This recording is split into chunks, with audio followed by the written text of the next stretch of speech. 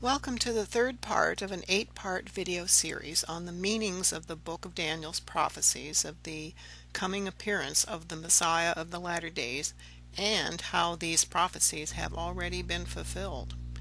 Please join me in a detailed investigation of these verses from chapter 7 on the 4 beasts that arise out of the sea. Note that these videos are complex, some quite long, because the prophecies of Daniel are complex.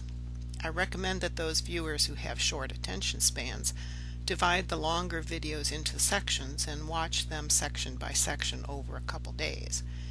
And if you have not yet viewed parts 1 and 2 before this, I recommend that you go back and watch them first, then watch the other parts or videos of the Book of Daniel series in order. To access all of these videos and others that I've done on Bible prophecy fulfillment, please go to my channel on YouTube. That's youtube.com. In the search box on that website, you enter my channel name, which is Integral Destiny 9 that you see there. And don't forget the 9 on the end. And then look for the Book of Daniel video parts. There are 8 of them. Here is some nice artwork that depicts these 4 beasts coming up out of the sea.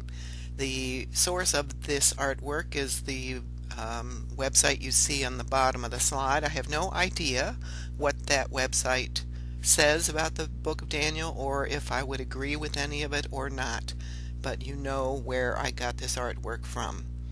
Now, chapter 7 of the Book of Daniel is about his dream of the 4 beasts that arise out of the sea: a lion, a bear, a leopard, and a beast with iron teeth and bronze claws. What could these fantastical visions in Daniel's book possibly mean that makes any sense at all? They all seem more like something out of a Hollywood movie, filled with special effects than reality-based stories. But they are, indeed, perfectly logical when you know what they mean. We will start this explanation with some background information about the geography of the Book of Daniel and the rulers of his time that are mentioned in the book. If you are not familiar with King Nebuchadnezzar or his dream in the Book of Daniel, a little background. King Nebuchadnezzar is one of the principal characters that is used in several, but not all, chapters of the Book of Daniel. This is a map of what is commonly referred to as the First Babylonian Empire that existed very long ago in what is commonly called the Fertile Crescent. Rough estimates have it start around 1894 BCE, that's before Common Era, and ended in 1595. Before Common Era, when King Mercilus of the Hittites sacked Babylon, beginning what is commonly known as the Dark Ages of Babylon. Babylon was invaded, sacked, and controlled by several entities in the centuries to follow. King Hammurabi of the First Babylonian Empire ruled from 1792 BC or BCE to 1750. Remember his code of Hammurabi that is on several tablets and a stele that you see here that detail laws in Hammurabi's kingdom. The tablet and stele shown on the right are in the Louvre Museum in Paris. The map and photos are from Wikipedia. King Nebuchadnezzar II of the Book of Daniel was a king in the Neo-Babylonian Empire that came much later. He reigned from about 605 BCE to 562 BC. Nebuchadnezzar's reign was a period of expansion of this Neo-Babylonian Empire. The prophet Daniel was born sometime around 620 BC and lived until about 530 BC, according to some theories. No one knows for sure. The darker blue in the central area of the map shows the territory of the Neo-Babylonian Empire during the time of Daniel. Most historians count its duration as approximately 605 BC to 539 BC. This time period is also known as the Chaldean era. The Neo-Babylonian Empire ended with the invasion of Cyrus the Great of the Medo-Persian Empire in 539 BC. Nebuchadnezzar II captured Jerusalem in 597 BC. Jews were deported from Judea to Babylon for about 10 years after Jerusalem fell. Babylon itself, the city, being the center, the capital city of the Neo-Babylonian Empire. Daniel apparently lived sometime in the circa 620 to maybe 530-ish BCE time frame. Daniel was one of the Jews deported to Babylon from Judea when he was a very young man. The book of Daniel reveals in several locations that Daniel and some other Jews in Babylon went to great lengths to retain their faith in God, the one true God, not the idols of the Neo-Babylonian Empire, and tried to comply with Jewish laws at times in great variance to the popular culture of that worship of idols in Babylon. Daniel's special ability to interpret dreams came to the attention of Nebuchadnezzar and subsequent rulers. After the reign of Nebuchadnezzar, subsequent rulers of this area of the world, the area of the Neo-Babylonian Empire, that are mentioned in the book of Daniel are King Belshazzar. He was the son of King Nabonidus, who succeeded King Nebuchadnezzar after three intervening kings, I should mention, who had very short reigns.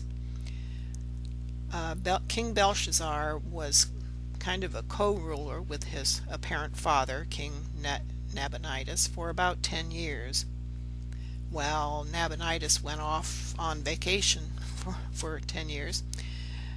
And also Darius the Mede, as he is called in the book of Daniel.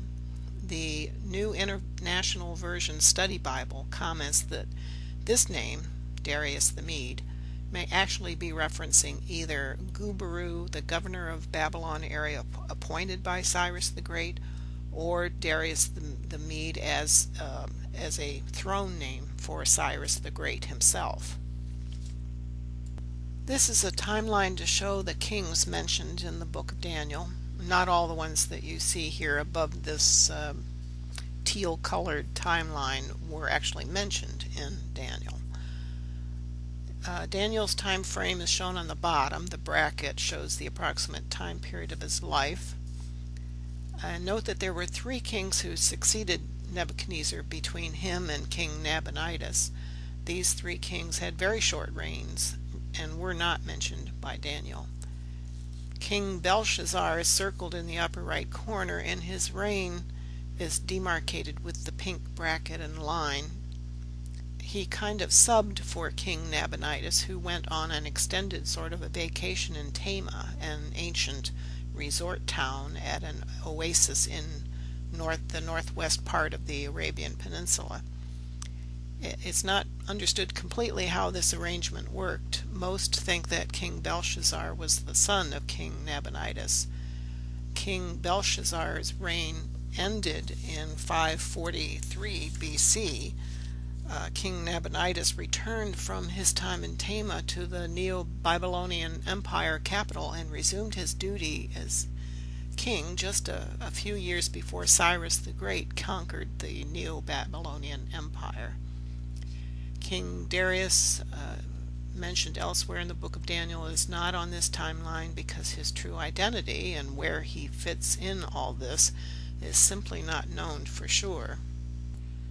Since Daniel's time in the Babylon area spanned the end of the Neo-Babylonian era through the invasion by the forces of the Medo-Persian kingdom led by Cyrus the Great, just a few notes about this time. Cyrus the Great, also known as Cyrus II, was king of Media-Persia. His forces invaded and conquered the Neo-Babylonian Empire in 539 BC.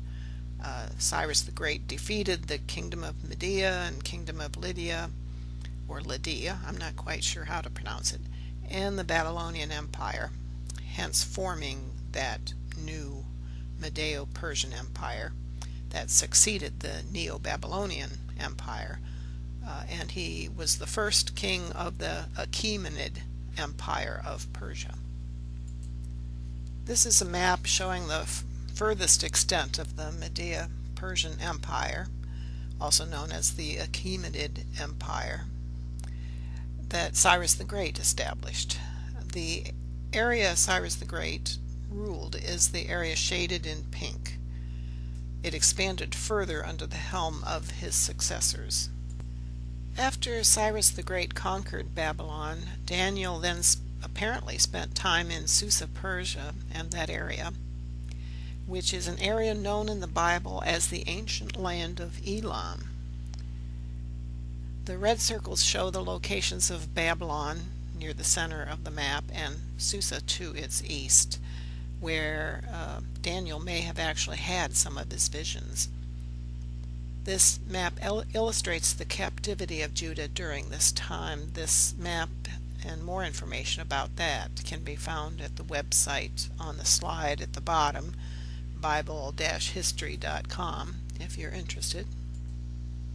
And just FYI, I've used many resources in the development of this program on the Book of Daniel, including, primarily of course, the Bible itself. I've mostly used the New International Version and the sacred and authoritative texts of the Baha'i faith, which is the faith community that resulted from the coming of the new Messiah. That is explained pretty good in part 1. And of course, a very nice work by Mr. Robert Riggs titled I, Daniel, and you can access that free on the web at these two websites. It comes in 2 parts, and if you want to go there, you'll have to stop the video and write down these websites. A few notes here on how the information is displayed and organized in this video. Most of this video will be direct quotes from Robert Riggs' interpretation of chapter 7 of Daniel from his compilation titled I, Daniel. Direct quotations from Mr. Riggs' publication will be bordered by white borders, as you see illustrated at the bottom of this slide. Quotations from the Holy Bible from the Book of Daniel will have a yellow background, as you see at the top. Now, there may be some quotations of other books and verses of the Bible that may have the yellow background, or they may just have an orange border. Quotations from the Baha'i sacred texts will be bordered in purple. Quotations from the Quran will be bordered in green. And my contributions from me will not have any borders at all. Now that we have covered all that informational and organizational information, we'll actually begin the explanation of the meaning of Daniel's dream about the 4 beasts arising from the churning sea of chapter 7 of the Book of Daniel. As tedious as it sometimes can be, I'll be reading a lot of the text directly from the Book of Daniel. It's important to know specifically what it says rather than someone's just stating what they think it means and not giving you the actual text. And if you notice, that yellow background tells us it's from the Book of Daniel. Verse 1, chapter 7, quote, "In the first year of Belshazzar, king of Babylon, Daniel had a dream, and visions passed through his mind as he was lying in bed. He wrote down the substance of his dream." End quote. Just a note on names to remind you about the similarity of the names of this King Belshazzar and Nebuchadnezzar's name for Daniel, which was Belteshazzar. Just a reminder that they are 2 different people, and that Belteshazzar, the one with the T in it, is Daniel.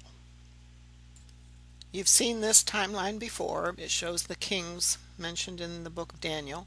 I just want to point out again that King Belshazzar is the ruler of the Neo-Babylonian Empire, shown on the timeline in the upper right corner with that circled in red.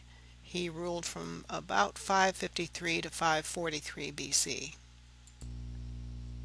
Chapter 7, verses 2 and 3, quote, "Daniel said, 'In my vision at night I looked, and there before me were the 4 winds of heaven churning up the great sea, 4 great beasts, each different from the others, came up out of the sea."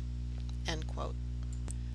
Note that the motif of the four winds of heaven is common throughout the Bible, especially in prophecies. These four winds are spiritual forces, not earthly winds. These winds churning up the sea. The churning means that these spiritual forces will be especially strong. That's why it says the winds of heaven, not the winds of earth or just the winds. Spiritual forces are unseen, but their effects are all pervasive, leaving no one unaffected, even if they are spiritually dead and do not perceive the spiritual forces. Some examples: the appearances of Moses, Jesus, Buddha, Krishna, and Muhammad seemed of minimal effect in their lifetimes, yet we now know how deep and widespread the ramifications from their revelations were on all the peoples of the earth. Okay, so the four beasts come out of the great sea, which has been churned up by the four winds of heaven. Which leads to the question, what is the great sea that the beasts arise out of?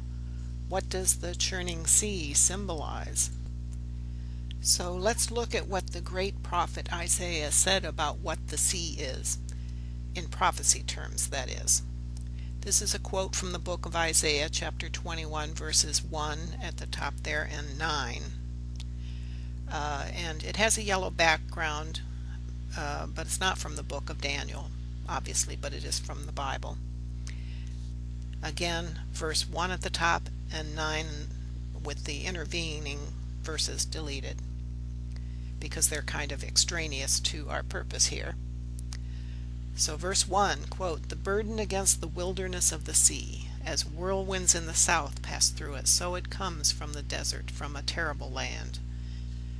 Then in verse 9, "And look, here comes a chariot of men with a pair of horsemen. Then he answered and said, Babylon is fallen, and all the carved images of her gods he has broken to the ground."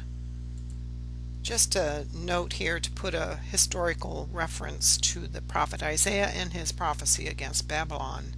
The prophet Isaiah is believed to have written his book between 700 and 681 BC. So, from this prophecy from Isaiah chapter 21, we see that the reference to the wilderness of the sea, or the desert by the sea, referred to the area of Babylon and Babylonia.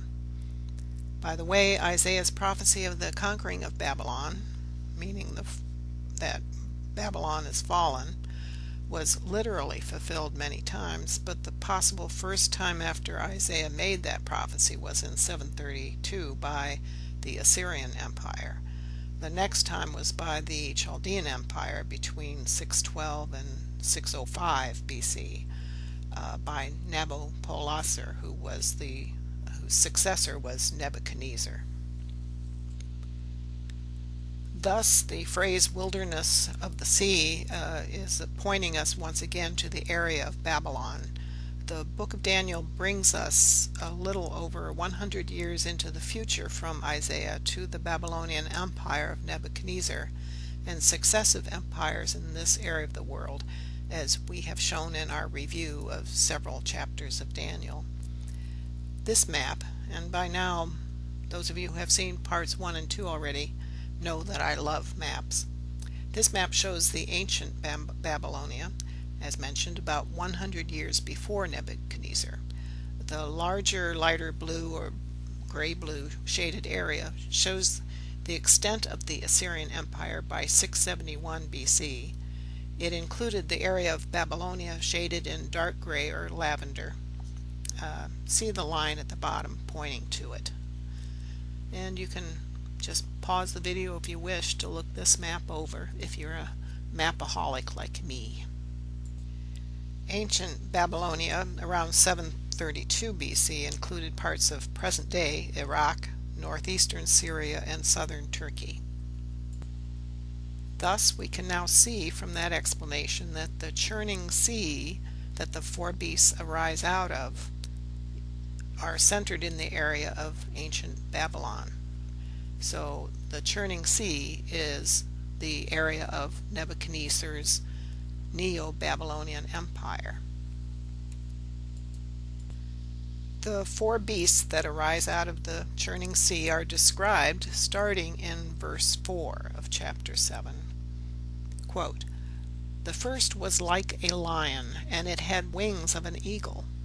I watched until its wings were torn off, and it was lifted from the ground so that it stood on 2 feet like a human being, and the mind of a human was given to it."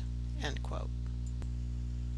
Now we will begin here with adding comments from the publication I, Daniel, from Mr. Robert Riggs that I mentioned at the beginning of the video.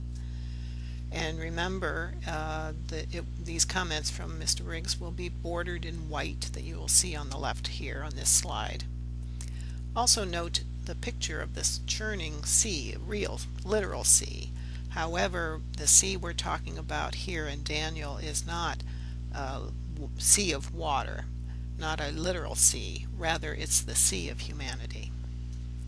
So, Robert Riggs starts his comments stating, quote, "Daniel's vision begins with the sea of humanity, churned up by the forces of heaven."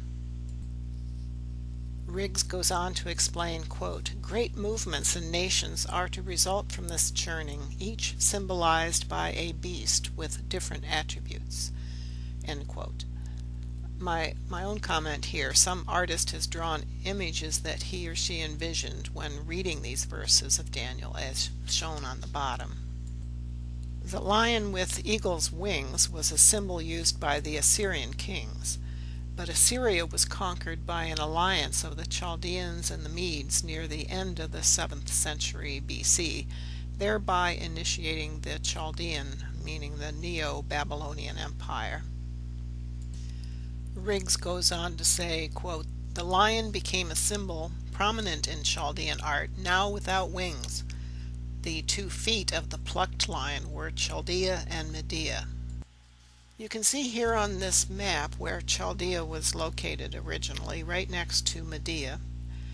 Once Cyrus the Great conquered the Neo-Babylonian Empire in 539 BC, it also became a part of the Chaldean Empire. Back to Daniel, verse 5, quote, "And there before me was a second beast, which looked like a bear. It was raised up on one of its sides, and it had 3 ribs in its mouth between its teeth. It was told, 'Get up and eat your fill of flesh.'" End quote. And commentary about the bear by Mr. Riggs, quote, "The bear is an inhabitant of primitive wilderness areas. It is slow-moving but powerful. Its attributes describe Media-Persia before she undertook the conquest of the Near East.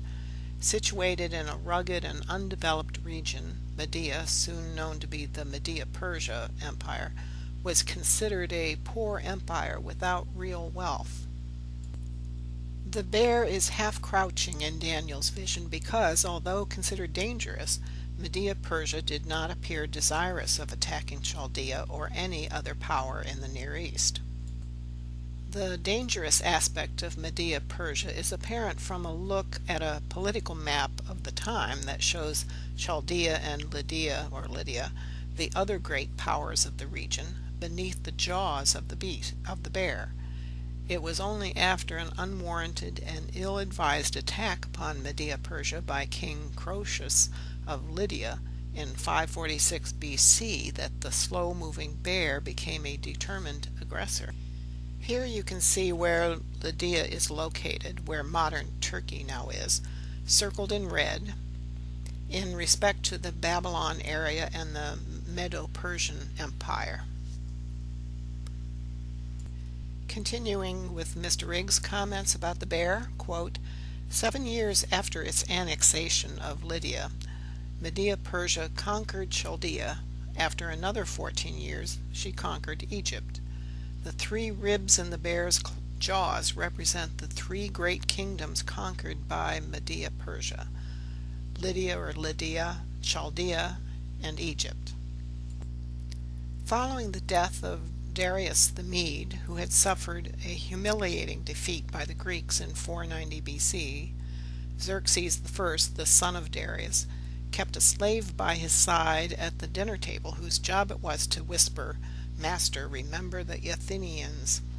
In 480 BC, Xerxes undertook a punitive invasion of Greece to avenge his father Darius's defeat. Thus the command to gorge yourself with flesh was given by Xerxes to his vast army. Nevertheless, the invasion of Greece ended in a second disastrous failure. End quote by Robert Riggs.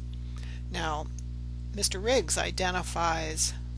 has come to the conclusion that Darius the Mede was actually Darius the Great of the Persian Empire, the third emperor of the Medo-Persian Empire, the Achaemenid Empire, and his son Xerxes followed him.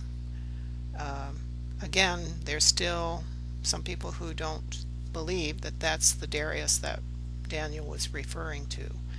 So there's still a bit of confusion, but Mr. Riggs is persuaded that Darius the Mede was Darius the First. Verse 6 of chapter 7 about the third beast, quote, "After that I looked, and there before me was another beast, one that looked like a leopard, and on its back it had 4 wings like those of a bird. This beast had 4 heads, and it was given authority to rule." End quote.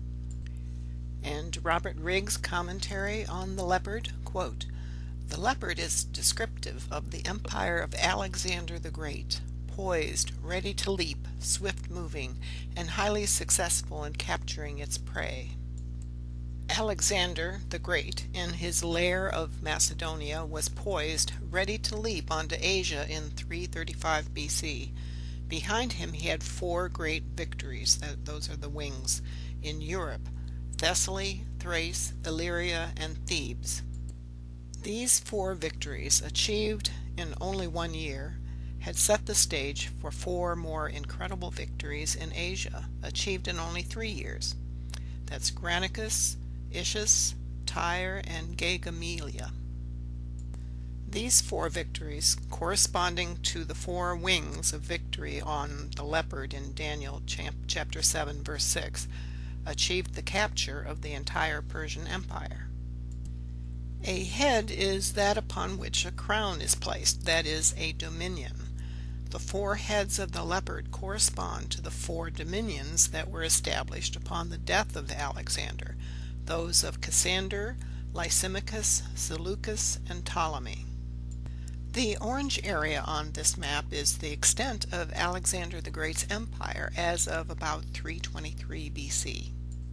By 300 BC, the division of Alexander's kingdom was down to 4 from the original 5 generals, with the defeat of Antigonus.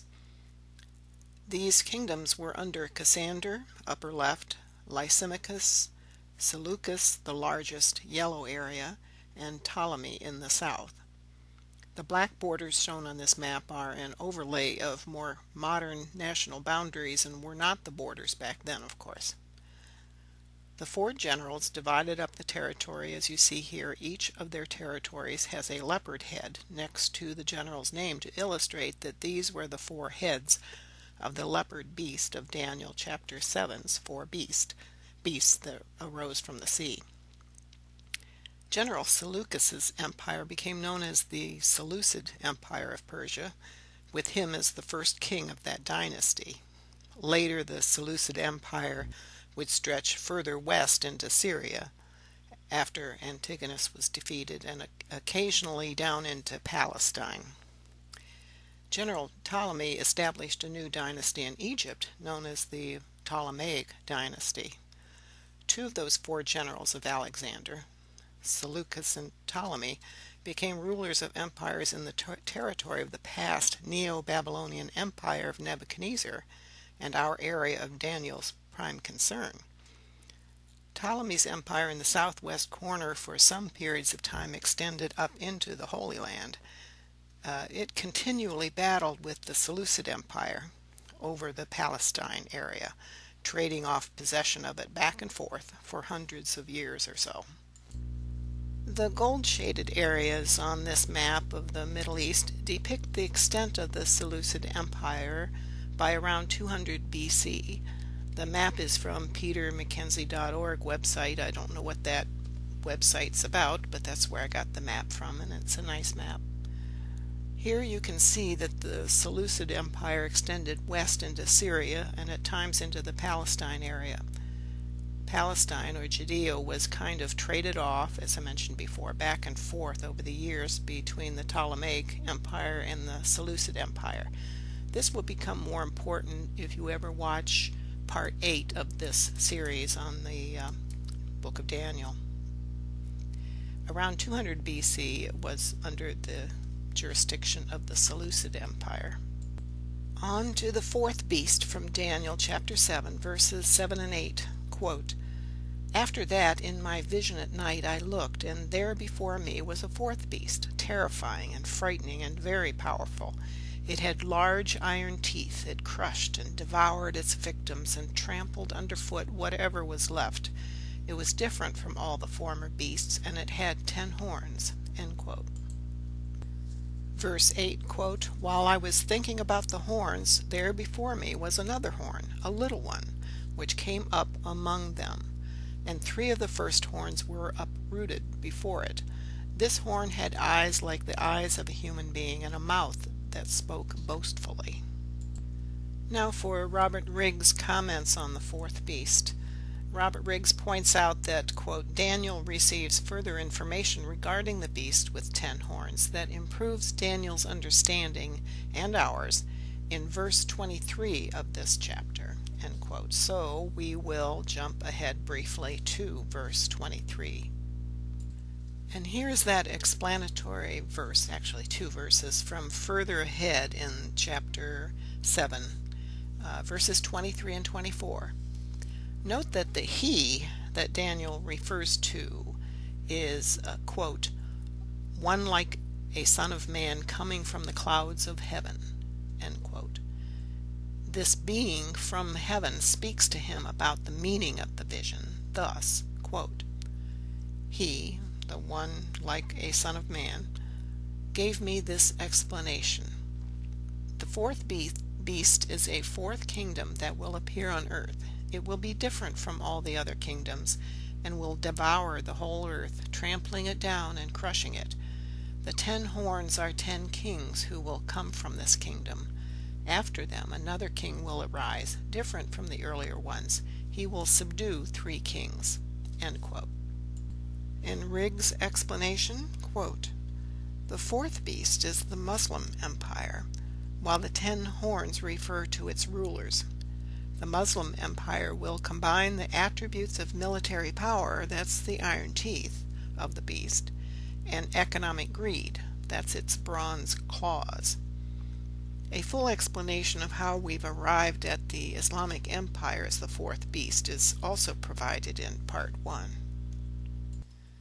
Now, a horn is a handle that is a name.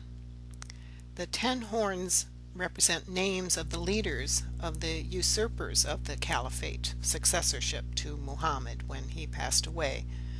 Again, I'd refer you back to part 1 to get more information about that. There will be a few more details that follow in this part too. I want to emphasize that it was not the religion of Islam that was the beast that had iron teeth and bronze claws. It was the Islamic entities, the Islamic Empire, headed by people who professed belief in Islam but didn't really truly follow most of the tenets. And so don't confuse saying that the beast is the Islamic Empire as being the beast is Islam. It's not the same thing at all. The first of these usurpers was the house of Umayyah. Abu Sufyan, an idolater from Mecca, he was actually the emir or kind of a king of Mecca, was the shrewd and infamous leader of the Umayyad clan and was the driving force behind the usurpation of the Islamic Caliphate from Ali, the rightful heir to the leadership of Islam that Muhammad wanted, in the year 661. Actually, it wasn't Abu Sufyan himself. It was his son Muawiyah who perpetuated the destructiveness of Abu Sufyan, the destruction from within Islam later on. There were 15 leaders of the Umayyah, beginning with Abu Sufyan. But there were only 10 names among these leaders, since several of these were repeated names. The unrepeated names were, and it'll be on the next slide. Here is the list of the 10 names of the Umayyah clan leaders, minus the duplicate names of a couple. All except the first, Abu Sufyan, that there on the top, became caliphs after Muawiyah became the first caliph. He was actually the 5th caliph after the death of Muhammad, but he was the really the first of the dynasty of the Umayyah, a dynasty of Islamic leaders of the Sunni sect of Islam. Muawiyah, the son of Abu Sufyan, was the caliph who introduced the insidious practice of fabricating traditions ascribed to Muhammad with the purpose of maligning and denigrating Ali. Through his direction, several minions were bribed into corrupting and distorting Muslim doctrine, text, belief, and practice. Following their fall from power in 750 Common Era, one Umayyad, Abd al-Rahman, escaped to Andalusia, that's Spain, where he set up another Umayyad dynasty in just that area in 756 Common Era, which is usually called the Cordoban Caliphate. The Cordoban Caliphate came to its end in 1031 Common Era. The pattern of 10 horns followed the house of Umayyah to Spain. There were 18 Neo-Umayyah caliphs of the Cordoban Caliphate, but again with only 10 unrepeated names. And here is that list of the 10 names. Again, some of these names, there were multiple people, like there might have been a Hakam 1 and a Hakam 3, for instance. But you boil them all down to the root names, and there were only 10 of them. The beast with 10 horns is a subject of Revelation chapter 12, in which it is revealed that the beast also has 7 heads. The 7 heads are the 7 dominions that were ruled by the Umayyah. Here is the list of those 7 dominions, the 7 heads of the beast of Revelation chapter 12, which was the Islamic Empire. Those dominions were Syria, Persia, Egypt, Africa, Arabia, Andalusia, and Transoxania. This map shows those 7 dominions. The red-bordered legend in the bottom left corner shows a number for each dominion that are then shown on the map by that number. Note that the white borders on the map are modern-day national boundaries, not in existence at the time of the Islamic Empire, which has changed its configuration throughout the centuries after the first caliph, Abu Bakr, after the death of Muhammad in 632 Common Era. Back to the explanation by Mr. Riggs. Quote, "The fall of the house of Umayyah came at the hand of another tyrant, the house of Abbas. Oddly enough, the house of Abbas also had 10 horns, from their usurpation of power in 750 Common Era until their loss of sovereignty to the Turks in 861 Common Era." And here's the list of the unrepeated 10 names of the Abbasid caliphs who succeeded the Umayyad caliphs. You can just read them. I'm not going to read them to you. While the Umayyad dynasty of caliphs was founded in Arabia, the Abbasid dynasty was founded in Persia. And while the capital of the Umayyad dynasty was in Damascus, Syria, the capital of the Abbasids was in Baghdad. The rise to power of the house of Abbas, that's the Abbasid dynasty, had a history too complex to trace here, but of particular interest is that, like the house of Umayyah, the Abbasids used trickery and deceit in their rise to power. those who had in the past heroically resisted the accursed Umayyah were expecting to see a member of the House of Ali assume the caliphate. Instead, it was the nefarious leader of the House of Abbas who came out of hiding and seized the reins of power. His name was Abdul Abbas Abdullah, very soon to become known as As-Safa, the shedder of blood. As-Safa was the little horn in Daniel's vision.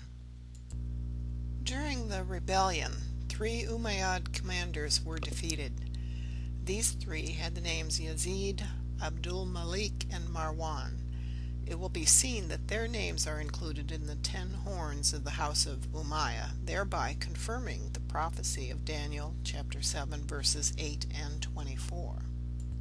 At the Mosque of Ali in Kufa, a city that had been a center of the heroic rebellion against the Umayyah, As-Safa ascended the pulpit and announced a reign of justice, equity, and righteousness, and the new caliphate was to be a sacred trust that would be handed over to Jesus, the Son of Mary, on his second coming. Contrary to promises, the blasphemous and perfidious house of Abbas ruled with teeth of iron and claws of bronze. In Revelation 13, the Abbasid dynasty is characterized as the second beast and the image of the first beast, which would be the Umayyads. Indeed, a reader of Islamic history finds little to recommend the Abbasids over the Umayyah. It is noteworthy that Muhammad had prophesied the following. From the Quran, Surah or chapter 27, verse 82, quote, "We will bring forth to them a beast from the earth. It will speak to them, for mankind would not be convinced of our signs." End quote. Muhammad is foretelling the arising of the beastly version of a subverted Islam under the Umayyads, then the Abbasids, then others who would have worldly motives, not spiritual at all. They would become the beast. For mankind would not be convinced of our signs. That phrase is stating that Muhammad and God recognized that all humanity would not accept Muhammad's dispensation, and even some of his own followers would not adhere to the spiritual teachings. You might be wondering, did these 4 beasts we've described come from the area of Babylon, the wilderness of the sea? The first beast, in the first row there, the lion, symbolizes the Neo-Babylonian Empire. Its capital was Babylon. The second beast was the bear, symbolizing the Medo-Persian Empire. Babylon was its main capital. The third beast was Alexander the Great's empire, which was divided up into 4 empires, of which one, the Seleucid Empire, conquered the area of Babylonia.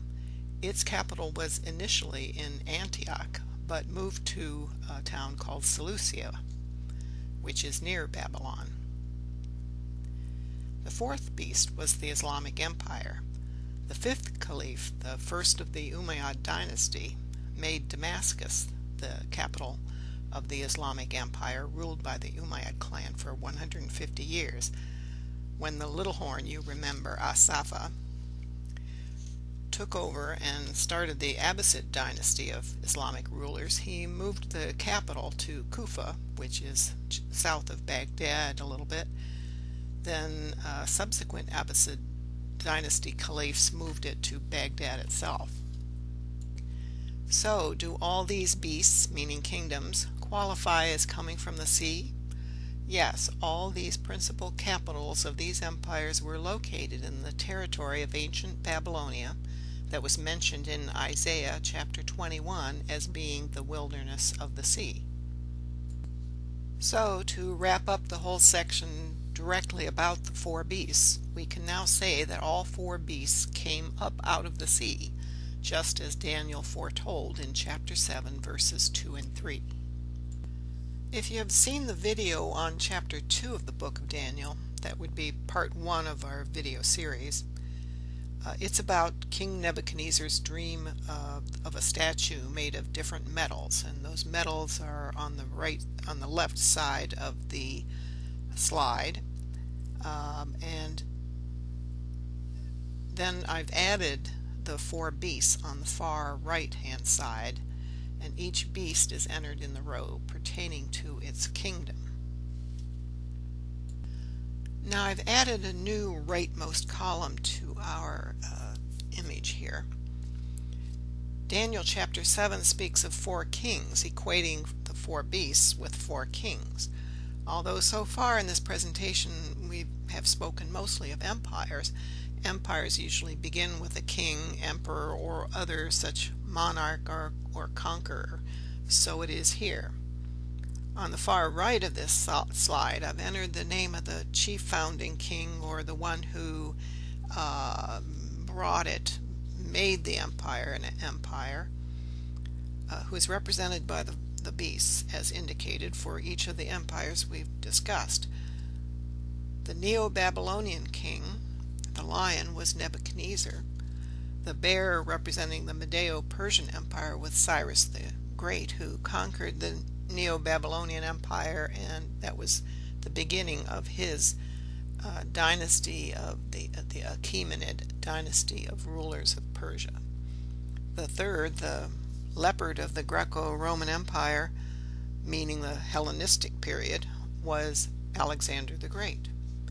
Then last, the principal founder of the Islamic Empire, the secular, non-spiritual empire, the beast with iron teeth, was the Umayyad clan leader, Muawiyah, who was the one who took over leadership from Ali, who should have been the leader, and he subverted the divine spirit within the rulership and the outward appearance of Islam. Muawiyah set the stage for subsequent dynasties of Islamic rulers to also rule as the beast with iron teeth and bronze claws. Since the first 3 beasts are gone long ago, and remnants of the beast with iron teeth, the subverted Islamic Empire, still existed when the Messiah and his forerunner appeared starting in 1844, I'll be explaining more about this 4th beast with iron teeth and how it has met its fate, just as foretold by Daniel. The first 4 caliphs after Muhammad were termed the Rashidun caliphs, which means rightly guided. Except for the 4th Rashidun caliph, Ali, I would disagree with that term, since they were not Muhammad's intended leaders of Islam after his death. The exception I mentioned, Ali, was the intended successor that Muhammad wanted. The Shia sect of Islam would agree with that premise. This is the root cause of the problems of the Sunni-Shia schism that occurred very early in the history of Islam. The first caliph after Muhammad was Abu Bakr, who immediately initiated spreading Islam and his power by conquest. The Rashidun caliphs were headquartered in Arabia. When Muawiyah became the 5th caliph, he started the practice of handing down the caliphate to offspring or other Umayyad clan relatives of the previous caliph, thus starting the Umayyad dynasty of caliphs that lasted 150 years. They were headquartered in Damascus, Syria. They were mostly very worldly, power-hungry, greedy, violent leaders who used Islam for their own material ends. After 150 years, the Abbasid tribe conspired to kill off the Umayyads in a power grab. Note that one Umayyad leader got away to Spain, where he began the Iberian Umayyad Caliphate, which lasted a couple more centuries. Spain had been conquered by the Umayyads in 711 Common Era. Muslim rule of Spain ended around 1492. Back to the Islamic Empire in general. The Abbasids took control in the year 750 Common Era. Their power gradually weakened, and other entities came to govern certain areas under the umbrella of the Abbasids. The Turks became more powerful in the north, and the Mamluks in Egypt. Baghdad, as the center of the Abbasid dynasty, became a cultural center of Islam and was at the foremost of science and religious study. Then in the year 1258, the big shock occurred, the invasion by the Mongols from the north. This illustrates how the two ideas of who was really supposed to succeed Muhammad when he passed away developed. There had been several witnessed reports that Muhammad wanted Ali, his younger cousin, who was like Joshua was to Moses, to succeed him, statements Muhammad had made on several occasions. Then the line of successors would be Ali's male offspring, shown in the line of successorship on the right, the boxes with a purple background. Note on the boxes aligned vertically on the left under the term Sunni caliphs. Each box under Sunni represents the first few caliphs after Muhammad's death, the Rashidun caliphs. How the first caliph was selected was done in a way that was contrary to Muhammad's wish. A group of companions of Muhammad chose Abu Bakr as the first caliph. And caliph means successor, by the way. Abu Bakr is the top orange box. Abu Bakr was a caliph for only 2 years before he died. He designated Umar to succeed him, and after Umar, a group of 6 people chosen by Umar selected Uthman to be caliph. After Uthman's death, the people pressed for Ali to be chosen to succeed Uthman, Uthman was very unpopular. Ali was finally chosen to be caliph in 656 Common Era, but he was assassinated 5 years later in 661 Common Era. The assassination was not proven to have been arranged by Muawiyah, but most people assumed Muawiyah had something to do with it. Such violent moves were well within his known way of doing things. Later, Ali was also considered to be the first Imam of the Shia sect who believed in following Muhammad's wish for Ali becoming Muhammad's successor as leader of Islam. Ali's sons followed him as subsequent leaders of the Shia sect. The lineage continued through 11 total Imams. Then the open-ended question of the identity of the 12th Imam occurred. We won't get into that whole 12th Imam story here. Back to Muawiyah. Muawiyah at last had what he wanted, the caliphate. He became the 5th caliph and started the Umayyad dynasty of Islamic rulers that lasted for 150 years. This was the Sunni sect of Islam. But please don't get the wrong idea here. The usurpation of Muhammad's wishes for the leadership of Islam after his death weakened the religion of Islam as a whole and diverted it from its intended spiritual destiny, even though its secular power grew enormously for a long period, about 1,000 years. See my video, Revelation Revealed, at some point for a further explanation. Muhammad and Ali are the 2 witnesses spoken of in chapter 11 of the book of Revelation. But that does not mean that all Muslims follow a false religion, by any means. Those Muslims who open their hearts to the lessons of the Quran and try to do good in this world are true Muslims. It's not modern Muslims' fault for the leadership problems in Islam. Yes, some Muslims have fallen victim to what I call the Muawiyah complex, the spiritual damage that occurred from his diversion of the true Islam.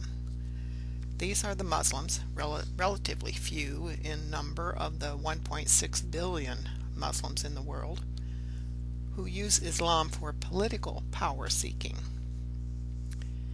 By the way, the time period for Islam is over.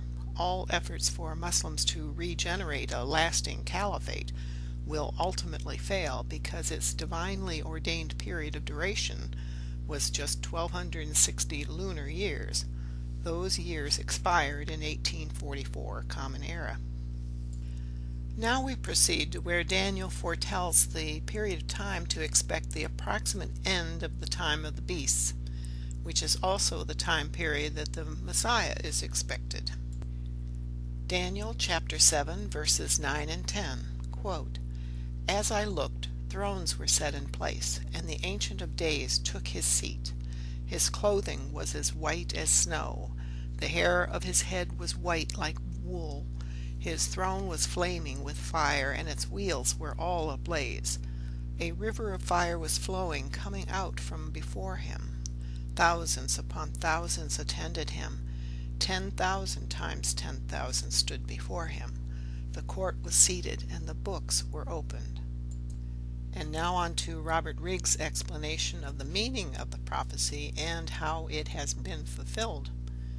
Quote, "After the reign of the fourth beast, God the Father, the Ancient of Days, is introduced, with robe as white and with the hair of his head like the cleanest wool. His white robe and hair signify his spotless spiritual attributes and great wisdom. The only absolutely pure entities are God's manifestations, also known as divine messengers or prophets, such as Abraham, Moses, Zoroaster, Buddha, Krishna, Jesus, Muhammad, and the new prophets for this new era, the Bab and Baha'u'llah, the Messiah of the Second Advent.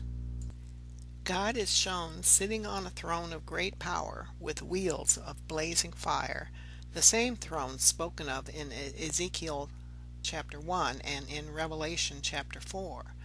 The wheels of fire are an astrological symbol describing the mechanisms that ancient astronomers believed was used to move the firmament. A flowing river of fire streams out from the throne, a river that destroys all who are judged and condemned for their wrongdoing. The court sat and the books were opened." That's from verse 10. God is then approached by one like a man coming with the clouds of heaven. This figure is that of Baha'u'llah, the King of Glory, who is given everlasting sovereignty by God. In later verses, Daniel chapter 7, verses 26 and 27, it is explained that kingly power and everlasting sovereignty will be given to the saints of the Most High, a reference to the righteous who follow in the footsteps of the Lord of Hosts, meaning Baha'u'llah.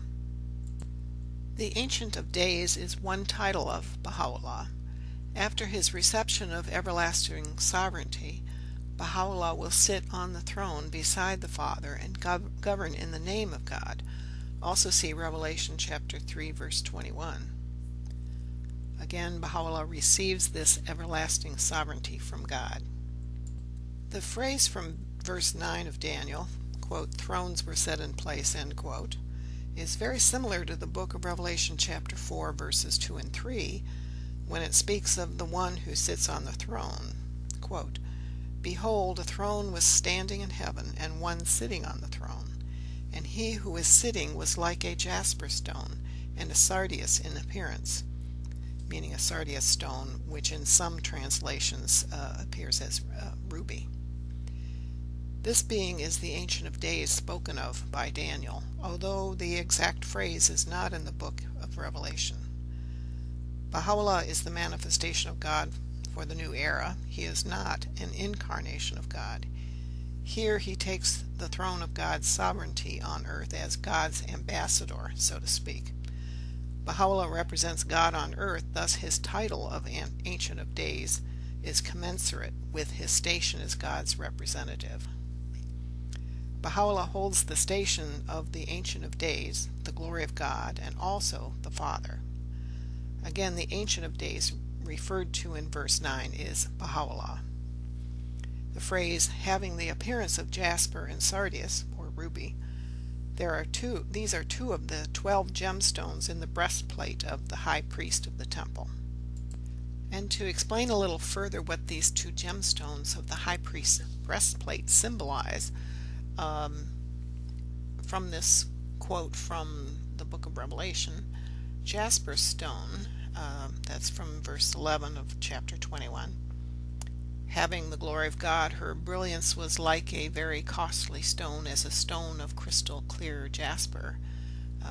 Crystal clear is symbolic of absolute purity of spirit.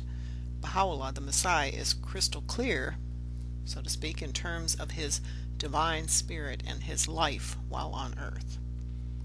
The sardius stone, or in some translations it's called a ruby, is a stone of blood red color. It's symbolic of sacrifice. Baha'u'llah's life was one of extreme sacrifice. when he publicly declared his belief in the Bab, he sacrificed his wealth, position in Persian society, and his liberty. When he declared that he was him whom God shall make manifest, prophesied as coming by the Bab, his personal sacrifices intensified. He was basically an exiled prisoner from 1852 until his death in the Holy Land in 1892, some 40 years later, solely to bring God's divine teachings for this age to humanity, to us. He suffered terribly from being stoned, paraded naked through the street, imprisoned. His family's suffering and the suffering of his followers were also other sources of his own suffering. This illustration will, hopefully, explain this concept of Baha'u'llah being the Ancient of Days and a manifestation of God. Manifestations of God, such as Abraham, Moses, Zoroaster, Jesus, Buddha, Krishna, Muhammad, and some others, and the latest manifestations of God, the Bab and Baha'u'llah, are all perfect mirrors reflecting God's attributes to us humans. To illustrate this concept, here we have a human at the bottom right who observes another person who physically appears just like any other human being. But this person on the left, although having a human body, also has the divine spirit depicted by this mirror. But this is no ordinary mirror. This one is perfect in that it has no blemish that would warp what image, meaning the attributes of God, that are reflected in that mirror. All the manifestations or messengers of God are such perfect mirrors. Each time God sends one of these perfect mirrors to us, a different human body is the recipient of the Holy Spirit. The body is not the important part, rather the Spirit from God is the essential. This being that is a perfect mirror is now, for this new era, Baha'u'llah, the Ancient of Days foretold by Daniel. He was sent by God to all humanity to bring God's message, appropriate for this time for all peoples on the planet.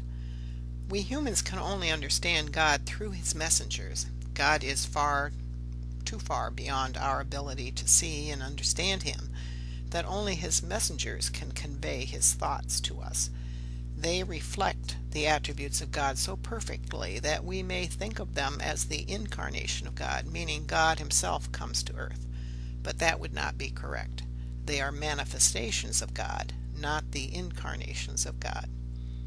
For God to come from the spirit world to be embodied into a human body would be similar to saying you would put the whole of the Pacific Ocean, every drop of it, into a teacup on your table. It's just not possible. Note that the prophet for the 7th millennium, known to Jews and Christians as the Messiah, will also be the new prophet for all the peoples and religions of earth, an all-in-one appearance. This entity is Baha'u'llah. Some of his attributes from God are the titles Ancient of Days, Lord of Hosts, and the Glory of God. But those who have eyes to see but do not see cannot detect the divine spirit associated with the human body of the prophet of God. Thus such persons will not have the insight to see God reflected therein. Such people will not recognize the Messiah, either in his person or in his teachings and writings. Both Daniel and the book of Revelation are alluding to a manifestation of God, the Messiah, to come. The time he shall appear in both the first and second advents is given in chapters 2, 8, and 9 of Daniel. That's in videos or parts number 2 and 4 of this series on the book of Daniel. And also the Zohar pinpoints the year 1840 Common Era as the year after which the Messiah would appear. 1844 Common Era was the year of the appearance of his Elijah figure known as the Bab, which means the gate or door in English, and Baha'u'llah proclaimed his identity in the year 1863. If you are wondering about that Jewish prophecy of the 7th millennium mentioned about the Zohar, watch another of my videos to learn about it. You go to YouTube and enter into the search box my channel name, Integral Destiny 9, that you see on the slide. Don't forget the number 9 at the end. Find the video titled The Prophecy of the Seventh Millennium. It's about 1 hour in length. This 30-minute video titled The Prisoner of Akka is a very informative story of Baha'u'llah, the Messiah of the latter days. The video is professionally made and narrated. The website you see there, you can access it through there.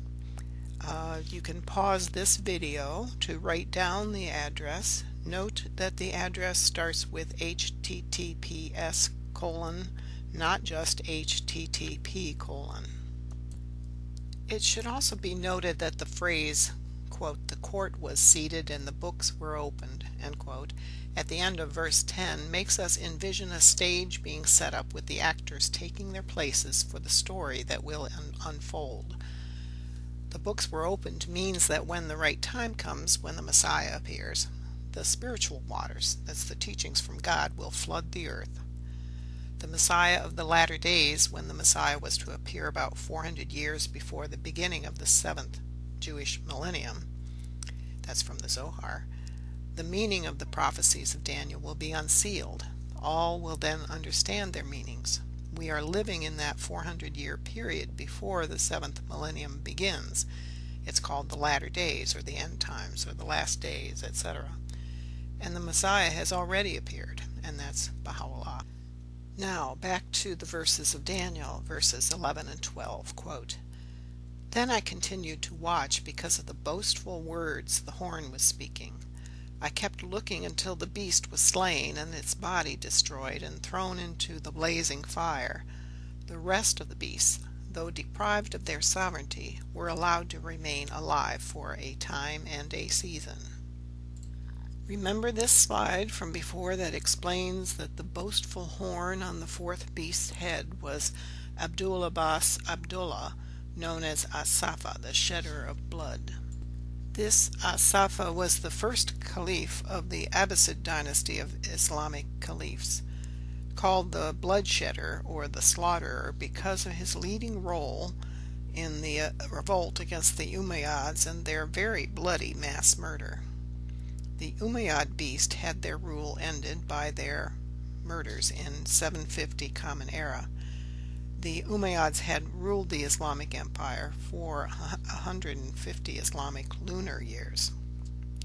The lineage of Asafa as head of the Abbasid dynasty lasted until 1258 Common Era, when the Mongols invaded and conquered. The invasion of the Islamic Empire by the Mongols in 1258 Common Era was a temporary setback to the Islamic Empire, but not to Islam. Islam as a religion continued to spread.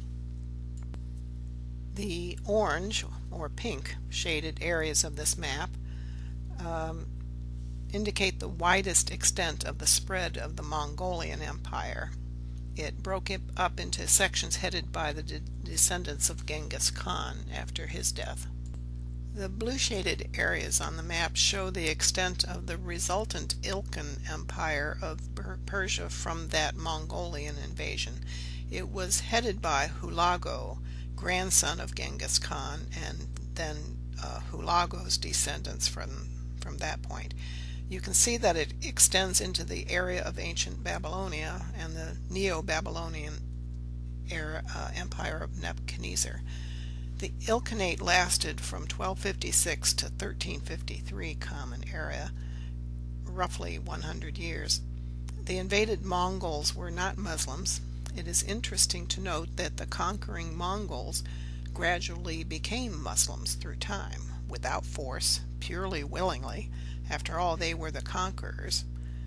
So the Islamic control of this area was interrupted briefly, only to again arise as the Mongols were absorbed into the culture and the religion of the conquered areas. The Mongols divided up the Islamic Empire after 1258 Common Era, and portions of it survived for a while under various leaders. The Abbasids regrouped in Egypt, where they established another caliphate, the Mamluk Caliphate, but it was smaller and less influential. It lasted from 1261 to 1517 Common Era. Other Muslim empires came and went. Then the Ottoman Empire formed in 1299 Common Era by the Turks in Anatolia, present-day Turkey. They conquered the Byzantine Christian Empire, forcing them out of Anatolia after the conquering of Constantinople in 1453 Common Era. They had already conquered the Balkans. All the areas shaded in various colors, other than the light lavender background color, depict areas acquired by the Ottoman Empire by the year 1683 Common Era. The primary capital of the Ottoman Empire was Constantinople, which was now known as Istanbul as of 1453 Common Era. Istanbul is more of an Arabic term. Then we get to the 1800s in the Ottoman Empire. The constant battles and wars of the 1800s, especially the Crimean War, depleted the coffers of the empire. By the mid-1800s, the Ottoman Empire, especially Turkey, was referred to as the sick man of Europe. The Ottomans embarked on many reforms called tanzimats in attempts to modernize Turkey and Syria, including Palestine. The Ottoman Empire joined the Axis powers in World War I in the Palestine and Mesopotamian fronts. Their side lost, of course. The Ottoman Empire was the last remnants of the beast with iron teeth of Daniel chapter 7.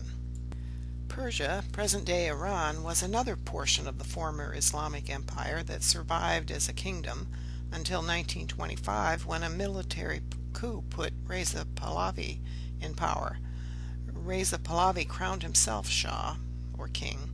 His son, Muhammad Reza Shah Pahlavi, succeeded him, but was dethroned by another coup in 1979. The Islamic Republic of Iran was formed at that time, a theocracy. The closer we got to the mid-1800s, the existing Islamic empires and nations became significantly weaker. The Islamic kings or sultans of the Ottoman Empire were eliminated in 1922. The Caliphate was abolished in 1924. The Islamic monarchy in Iran ended in 1979. Now, it would be considered to have ended in 1925 if you do not accept the Pahlavis as true shahs, since they took power through a coup. If you recall, Daniel chapter 7 verse 11 foretells the death of the beast, which was the Islamic Empire. At the top you can see that excerpt from verse 11, quote, "The beast was slain and its body destroyed and thrown into the blazing fire," end quote. The fulfillment of this verse occurred when the large, powerful Islamic Empire and other Islamic sultanates and other entities lost power by the early 1800s. The only semi-powerful remnants of that Islamic Empire were the Ottoman Empire, including Syria, which included Palestine, and the Persian kingdom, headed at that time by the Qajar dynasty of Shahs. So, Daniel's prophecy of the destruction of the beast has been fulfilled. Robert Riggs points out a less apparent date that is given in verse 12 of Daniel chapter 7, quote, "The rest of the beasts, though deprived of their sovereignty, were allowed to remain alive for a time and a season," end quote. First, note that I'll be explaining, after we go through Riggs' comments, I'll be explaining his mathematics here to make it much more clear than the text here gives you. So we start with Riggs' text, quote, "A season could be 1/4 of a time, or 90 years, making the time in a season equal to 450 years. If lunar years are intended, and if the other beasts were also deprived of their spiritual sovereignty in 1844, then we might expect an end to the other beasts around the year 437 of the Baha'i era, which will be Gregorian year 2281 Common Era. That's 165 years from this year. The year of this video is 2016, by the way. Continuing with Robert Riggs' explanation, quote, "Alas, it is far easier to explore the past than to augur the future. At the rate events are moving, the date 437 Baha'i era, that is year 2281 Common Era in the Gregorian calendar, is not an unreasonable estimate for dating the end of the nations and the beginning of the most great peace. But this fool, Mr. Riggs, prefers to leave such speculations to other fools." End quote. I'll agree with Robert Riggs here, too, that we shouldn't speculate too much about dates into our future. In case you didn't quite understand the math, I will explain, hopefully more clearly. And remember, in Bible prophecy, a prophetic day equals one actual year on earth. But whether that year is a lunar or a solar year depends on the context of the prophecy. So a season, one of 4 seasons per year, equals 3 months. One prophetic month contains 30 prophetic days. Thus, 3 months times 30 days each equals 90 days. 90 prophetic days then in turn means 90 actual years. Then, a time is 1 prophetic year, which contains 360 prophetic days. 360 prophetic days equals 360 actual years. You add those periods of time together since the verse says a time and a season. The "and" means you add them together. Therefore, 90 years plus 360 years equals 450 actual years. I've done the math here for both using the 450 lunar years or 450 solar years, and where that takes us into the future from 1844 Common Era. Remember, 1844 is the date Daniel tells us in a couple places and other verses of the Bible that the appearance of the Messiah and his forerunner begins at that time. On the left is the math for using 450 lunar years. To add it to our solar Gregorian calendar, we have to convert the 450 lunar years into the length of time in solar years. To do that, we multiply 450 times 0.97, since a lunar year is 97/100ths of a solar year. That results in 437 solar years. We then add the 437 solar years to 1844 as our beginning point to arrive at the year 2281 Common Era, which in the Baha'i solar calendar is the year 437 Baha'i Era. Now on the right is the math if we are talking about 450 solar years, which I don't think is the case, but I just want to do the math so you can decide for yourself. So we add 450 years to 1844 to arrive at the year 2294 Common Era in the Gregorian calendar. Not a huge difference. So somewhere between 2281 and 2294, the last remnants of nations being ruled by the beast with iron teeth will disappear entirely. If ISIS survives any length of time, it will definitely be gone again no later than 2294 Common Era. That's 65 to 78 years in the future from the year 2016. Note, to clarify, the religion of Islam will probably still exist and people will still be Muslims, but what will disappear are nations that are ruled as Islamic kingdoms.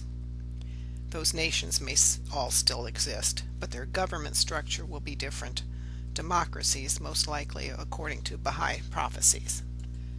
Onward to another of Daniel's verses, 13 and 14.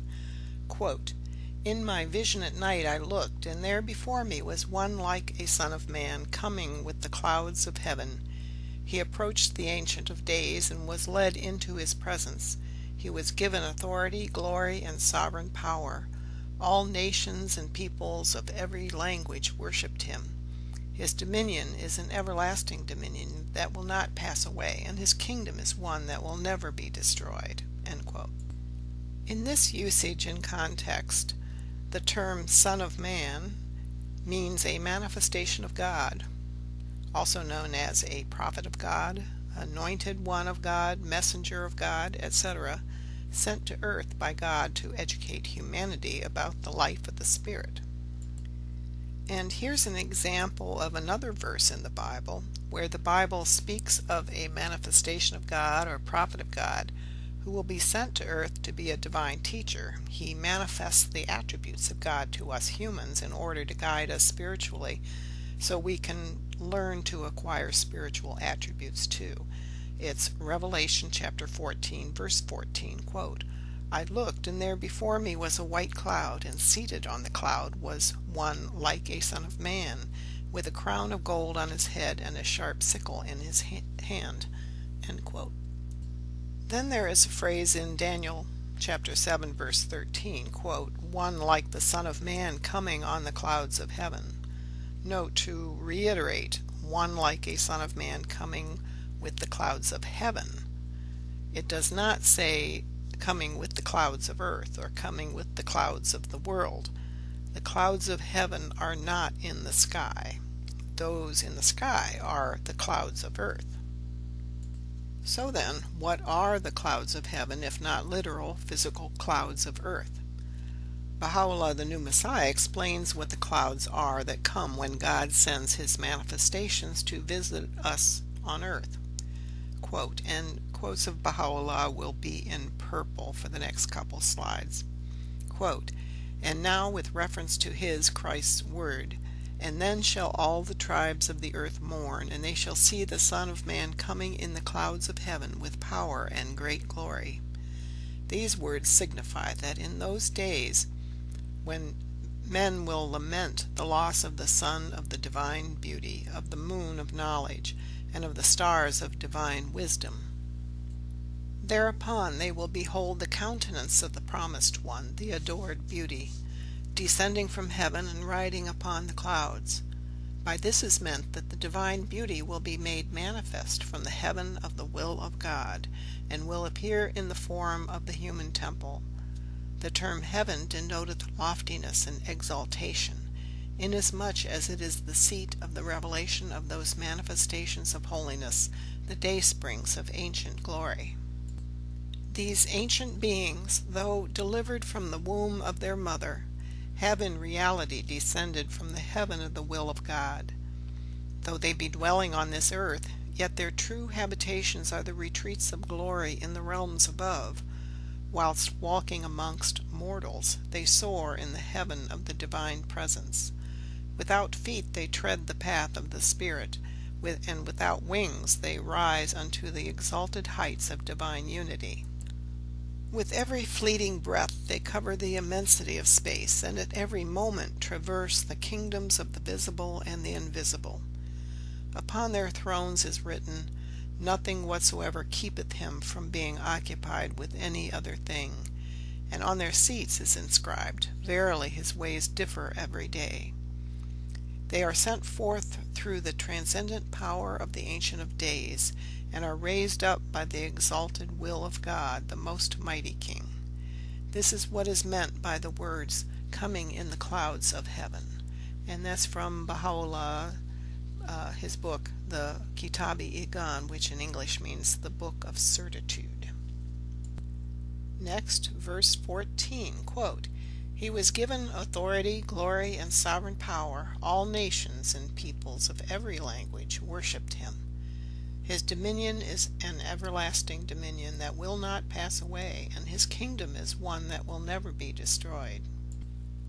Regarding the phrase, "he was given authority, glory, and sovereign power," the "he" here is obviously the Messiah, and it is foretelling his appearance in the latter days, or of the second advent.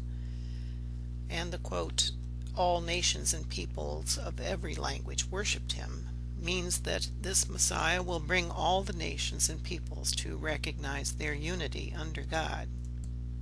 The phrase, "His dominion is an everlasting dominion that will not pass away, and His kingdom is one that will never be destroyed," is an affirmation for true believers that God has a plan and He will fulfill His promises.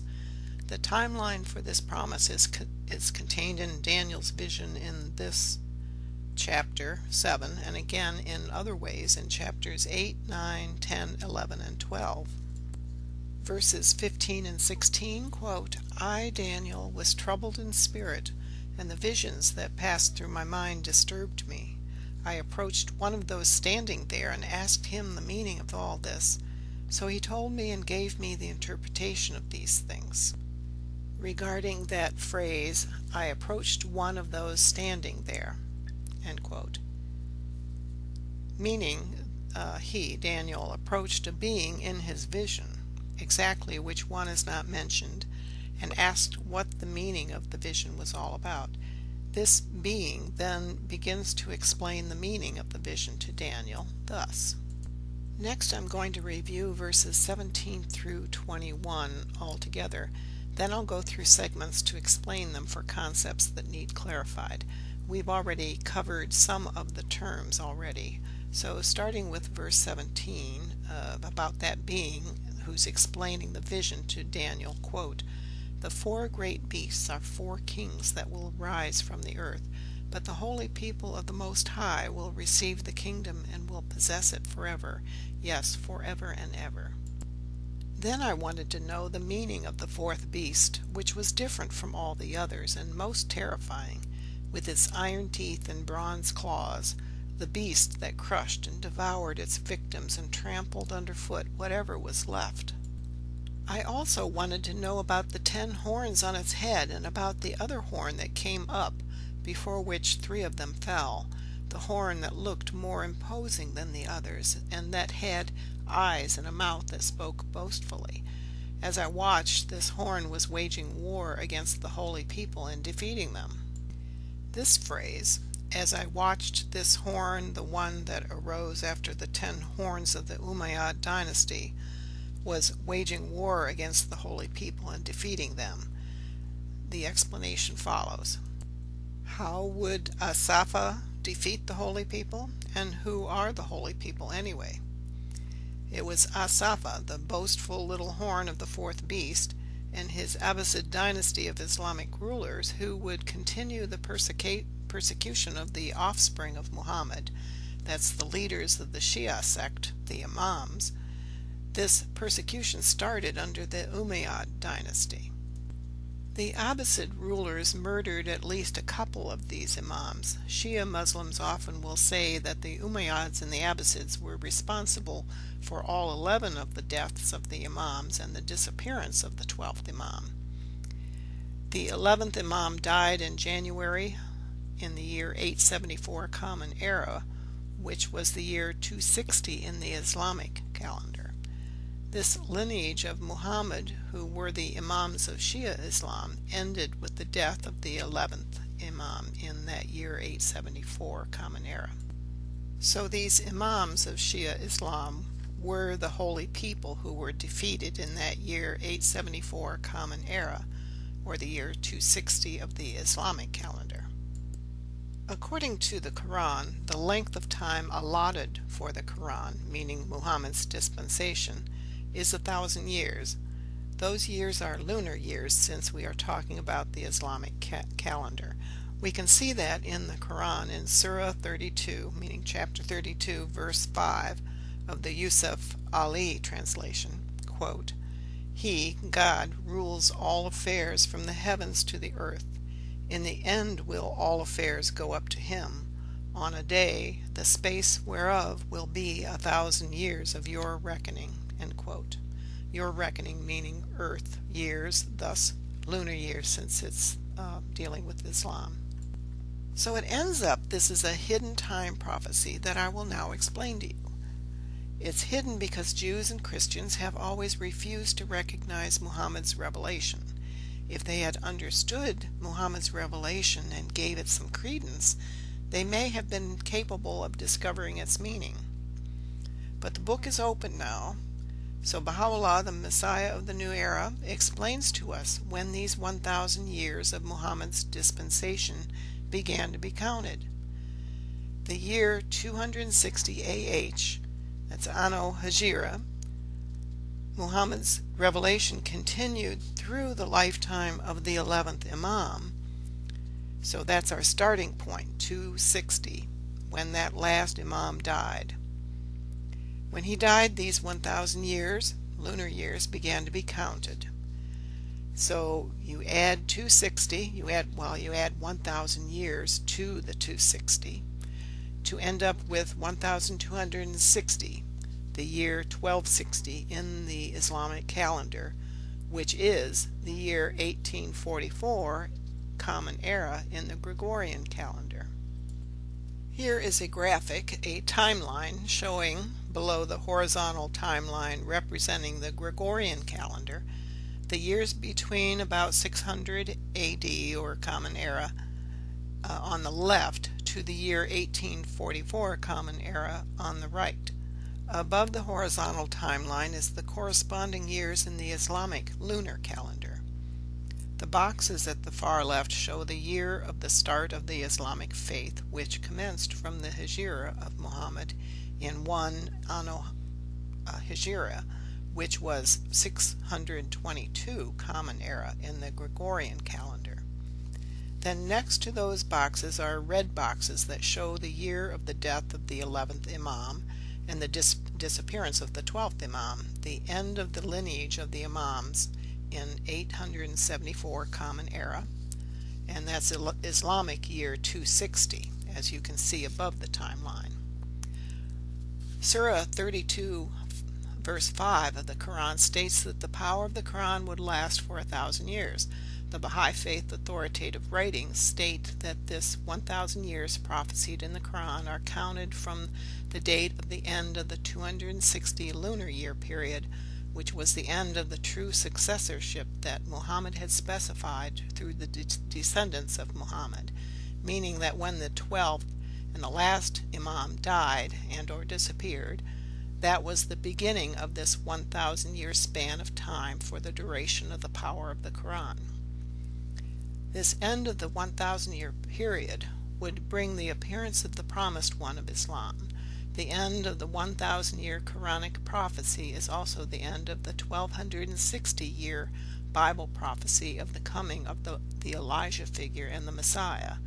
The promised ones to Islam, the Jews, and Christians would come at the same time. They are the same person in all three faiths. That is because all these faiths worship the same God.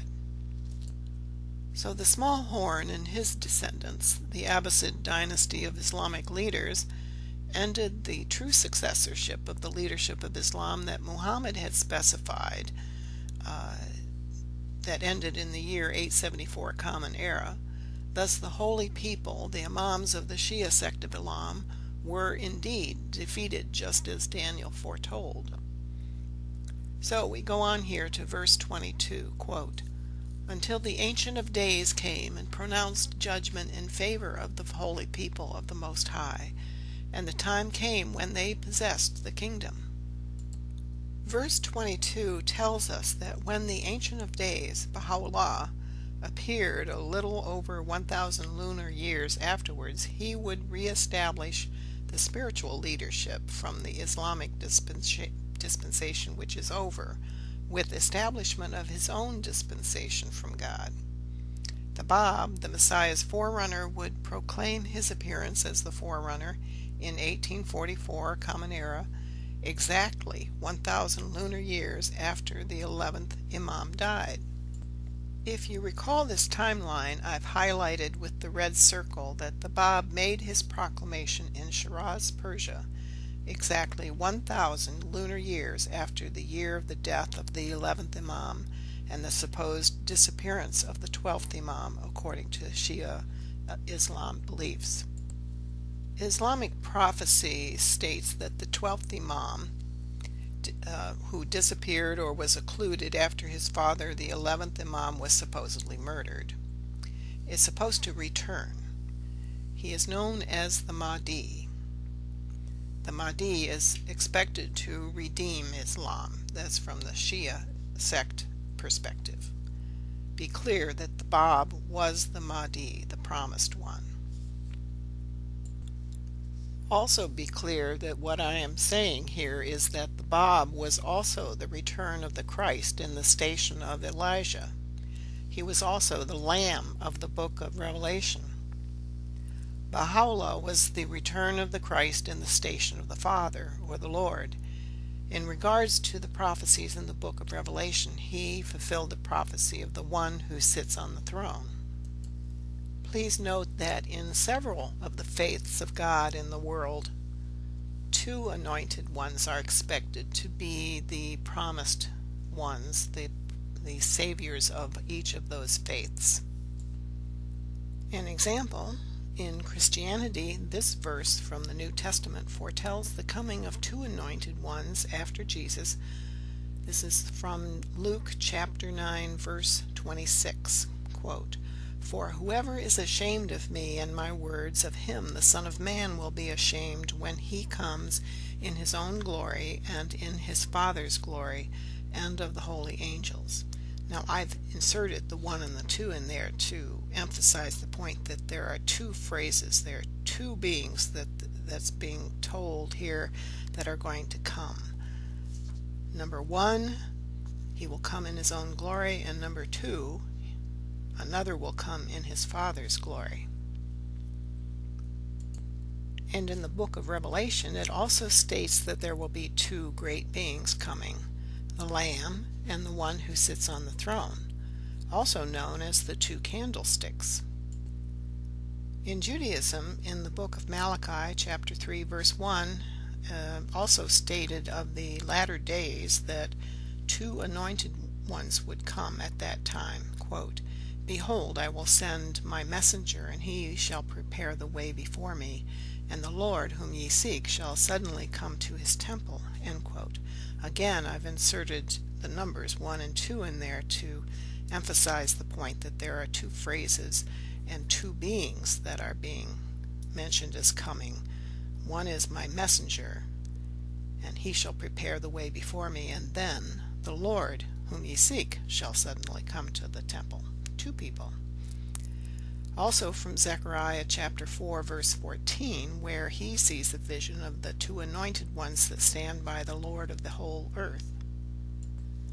Also in the traditions of Judaism, they expect two anointed ones, known either as Messiah ben Joseph and Messiah ben David, or Elijah and the Messiah. Even in Zoroastrianism, two prophets are prophesied as coming to redeem the world. They are known as Ushidar Ma and the Shah Baram. Note that Ushidar Ma means morning star, the herald for the coming of the Shah Baram. In Shia Islam, the Qaim and the Imam Hussein are foretold as coming. And in Sunni Islam, the Mahdi or Mahdi and the return of Christ are expected. Going back to verse 22, please note that the last phrase there, quote, "And the time came when they possessed the kingdom." This kingdom is the kingdom of God on earth as it is in heaven. Baha'u'llah as the Messiah will lead us into this 7th millennium. The Messiah has arrived, but most of the earth's population does not yet recognize him, nor do they know his counsels for this new era. This promise of God through Daniel's prophecy has been fulfilled, but the world does not yet know it. Next, verses 23 through 25. We've seen them before when Robert Riggs explained their meaning back when we covered verses 7 and 8, introducing the beast with iron teeth. I went into detail then explaining the background of the Islamic Empire, including the 10 horns and the other boastful horn that arose from it. I'll review it again, then go on to, as mentioned, to verses 24 and 25 too. Quote, "Thus he said, As for the fourth beast, there shall be a fourth kingdom on earth, which shall be different from all the kingdoms, and it shall devour the whole earth, and trample it down, and break it to pieces. As for the 10 horns, remember these 10 horns were the Islamic rulers of the Umayyad and Abbasid dynasties. Out of this kingdom 10 kings shall arise, and another shall arise after them. He shall be different from the former ones, and shall put down 3 kings. He shall speak words against the Most High, and shall wear out the saints of the Most High, and shall think to change the times and the law, and they shall be given into his hand for a time, 2 times, and half a time. Now on to Robert Riggs' explanation of these verses. Quote, "The 3 1/2 times are 1,260 lunar years, and define the date in the Muslim lunar calendar, that's 1260 AH or Anno Hijri, which is also 1844 Common Era, that terminated the spiritual sovereignty of the beast. This date has a double significance." I'm going to inject a little more explanatory material here to Mr. Riggs' explanation.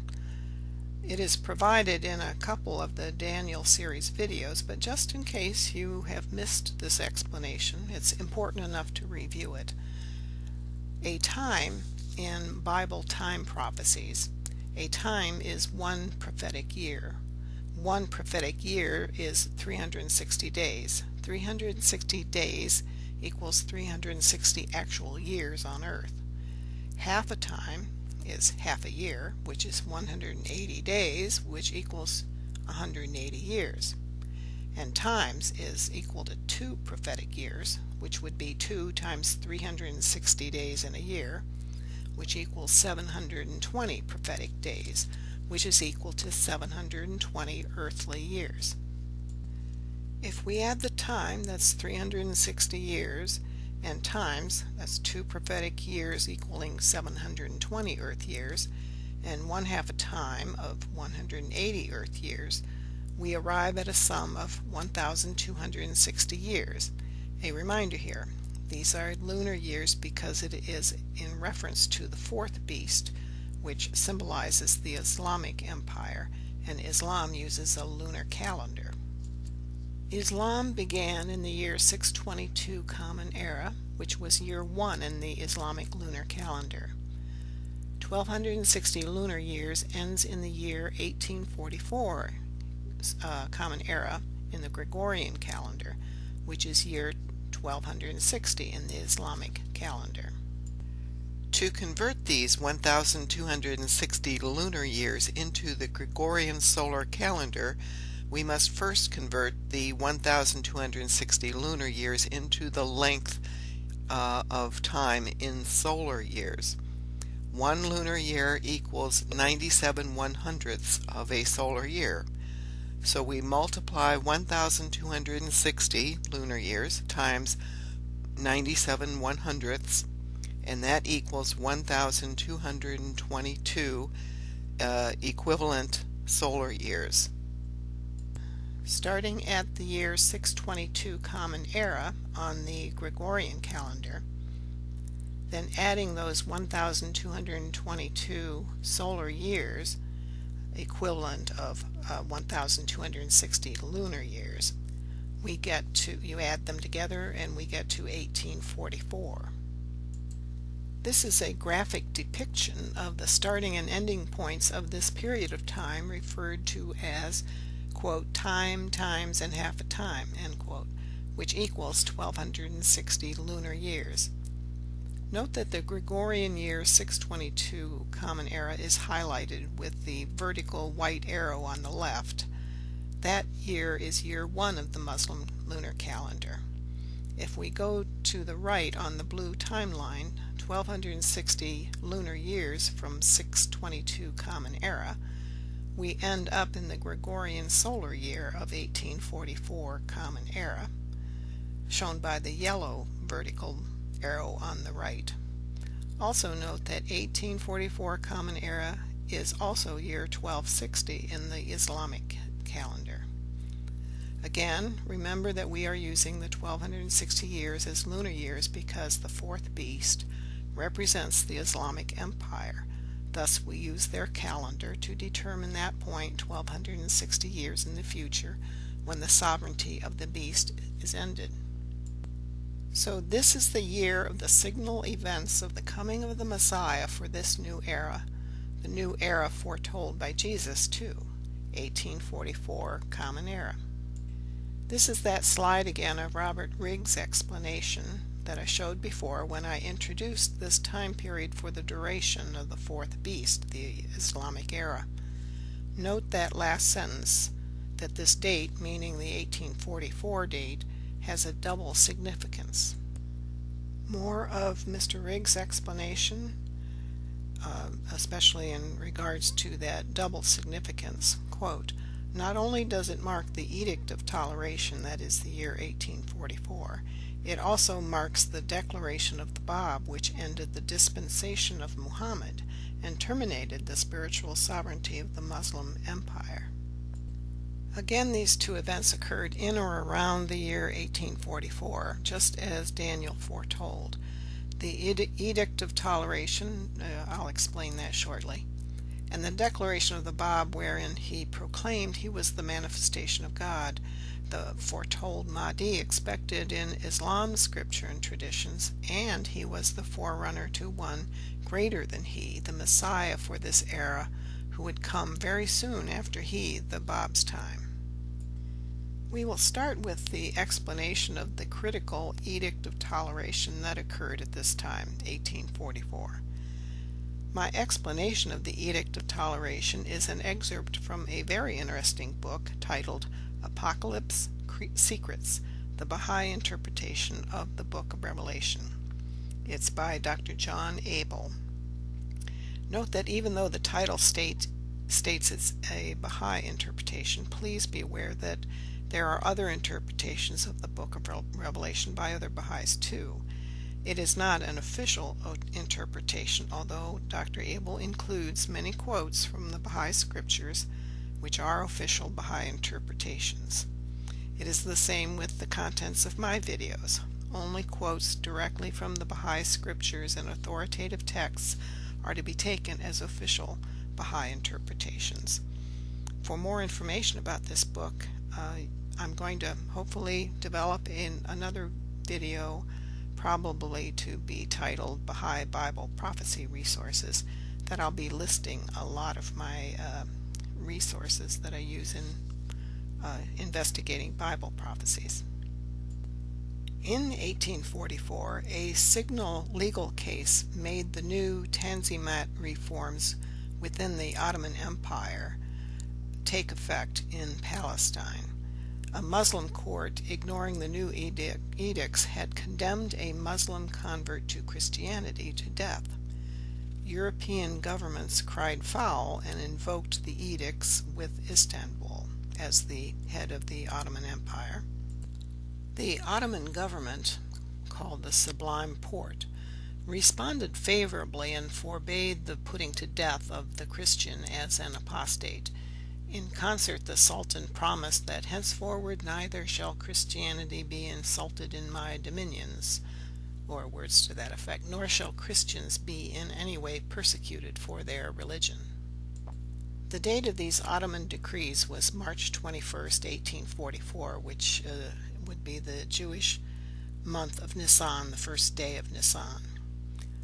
On that exact same Nisan 1st date, 2300 years before, Ezra had left Persia to restart Jerusalem's temple services, authorized by the 457 BC decree of Artaxerxes to fulfill to the day the 2300-day prophecy of Daniel, and from Nisan 1st, 457 BC to Nisan 1st, our March 21st, 1844 was exactly 2300 years.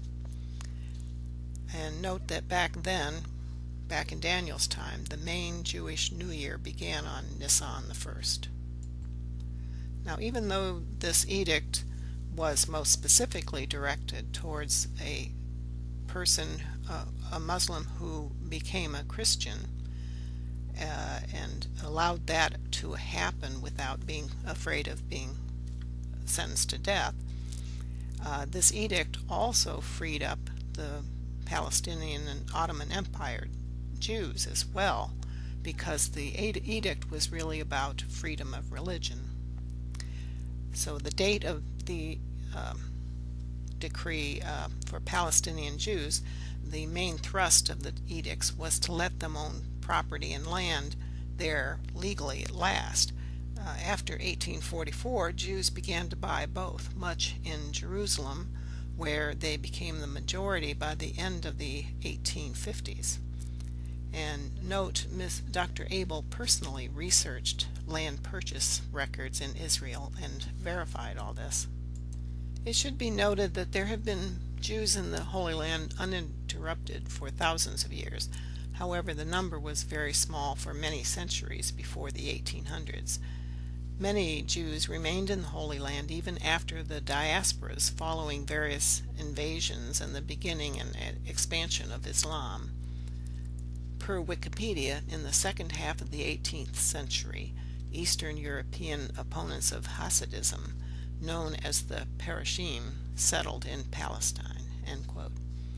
So after the Edict of Toleration went into effect, after 2,520 years of desolation, the Jews were at last allowed full legal rights in the Holy Land in 1844. The rate of return of Jews to the Palestine area began to increase. Also see my video, Christ Has Returned, for more information. Then, 63 years after the Edict of Toleration was issued, the Balfour Declaration was issued November 1917 by the British government. It supported a plan for a Jewish national home in Palestine. These two decrees resulted in even more Jews returning to the Holy Land after World War I. Thus, the Edict of Toleration of 1844 led to the return of the Jews to Palestine. That was ancient Israel. Ultimately, this and the horrendous persecution of Jews in Europe before and during World War II led to the establishment of the State of Israel in 1948 by the United Nations. Thus, it's been shown here that the Edict of Toleration, having its effects in and after 1844, fulfilled in part Daniel's prophecy of time, times, and half a time. Now we'll go on to talk about the second way the time, times, and half a time prophecy was fulfilled in 1844, when the Bab declared his appearance and identity as the manifestation of God and the Elijah figure to the Messiah, who is yet to come very soon after him. So now just a short story here of the declaration of the Bab. You can see a more detailed chronicling of the Bab's early declaration and teachings and life in part 1 of this series. This is a map that shows Shiraz, Persia. It's in modern-day southwest Iran, and it's the location of the opening chapter of the Return of the Messiah.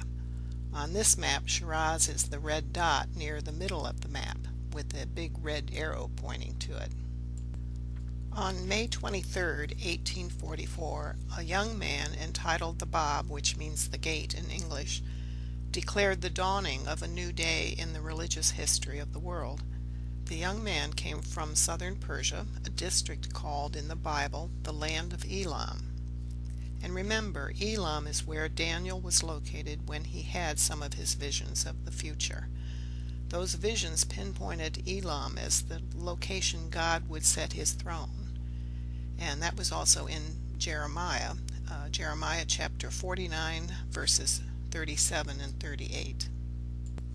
The Bab made this declaration that he was the promised one and also the herald of another manifestation of God he called him whom God shall make manifest, who would arise soon. His ministry lasted for 6 years and attracted many thousands of followers in Persia, present-day Iran. The Muslim clergy in Persia were incensed by the Bab making this claim. Because the Bab attracted so many devoted followers, the Islamic clergy and governmental rulers felt threatened by him and his teachings. They wanted him, his followers, and their beliefs to go away. The Bab was put to death by an army firing squad on July 9, 1850, at the order of the government leaders, with instigation by the Muslim clergy. And after the Bab's death, more than 20,000 of his followers were also put to death because of their love for the Bab and their professing that they were Babis, followers of the Bab. This is the shrine of the Bab, located in Haifa, Israel, on the side of Mount Carmel. And the thousands of people going up the steps of the terraces up to his shrine are followers of the Baha'i faith who went to Haifa, I think it was the year 2000, at the dedication commemoration of these newly built beautiful terraces there on the side of Mount Carmel. And here are a couple other views showing the shrine of the Bab. The Baha'i world community has made a project of devotion to God to build and maintain this beautiful shrine and the surrounding gardens to honor God's Elijah figure, the Bab, who gave his life to proclaim and announce the coming of the Messiah, Baha'u'llah. Next, a short introduction to the new Messiah of the latter days. Baha'u'llah is the new name of the Messiah for this new era. After the martyrdom of the Bab in 1850, one of the Bab's chief disciples, Baha'u'llah, was imprisoned for several months in the Black Pit prison in Tehran.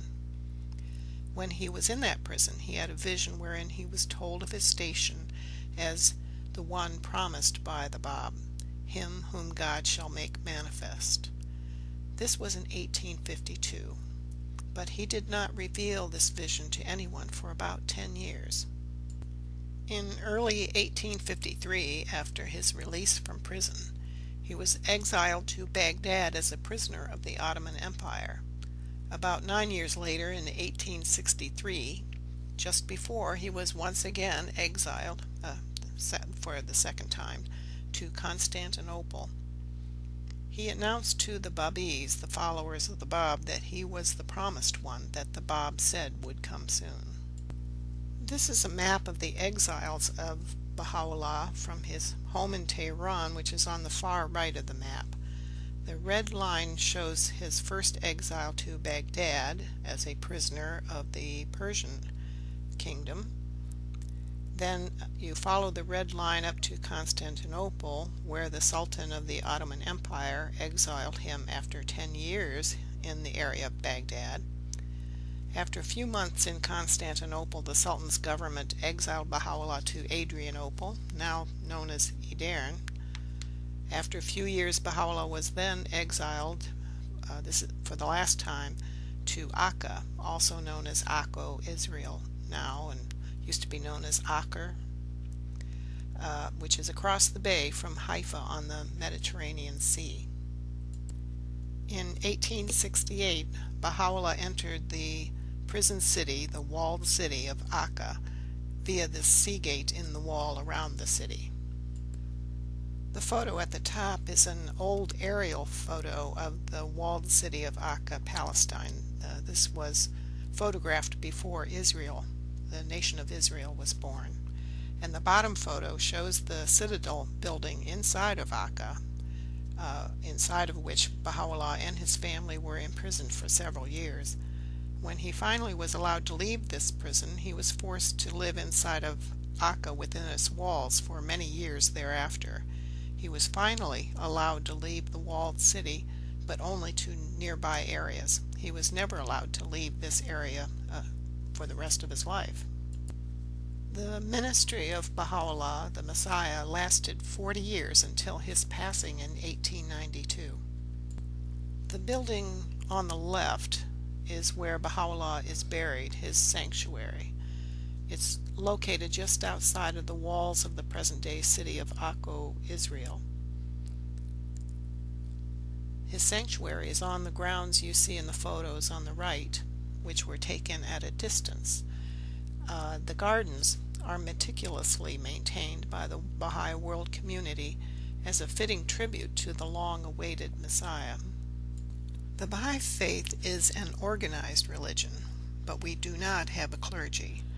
Our World Center for the Administrative Order that you see here in the middle of the photo is located on the side of Mount Carmel in Haifa, Israel. Our administrative functions are guided by elected bodies at the local, national, and international levels. The four buildings you see placed along this arcing walkway with gardens below them house the operations of the International Administrative Order of the Baha'i Faith. The world community of Baha'is number about 6 million people. Our membership is made up of hundreds of nationalities, ethnic, racial, and religious backgrounds. There are about 160,000 Baha'is in the United States.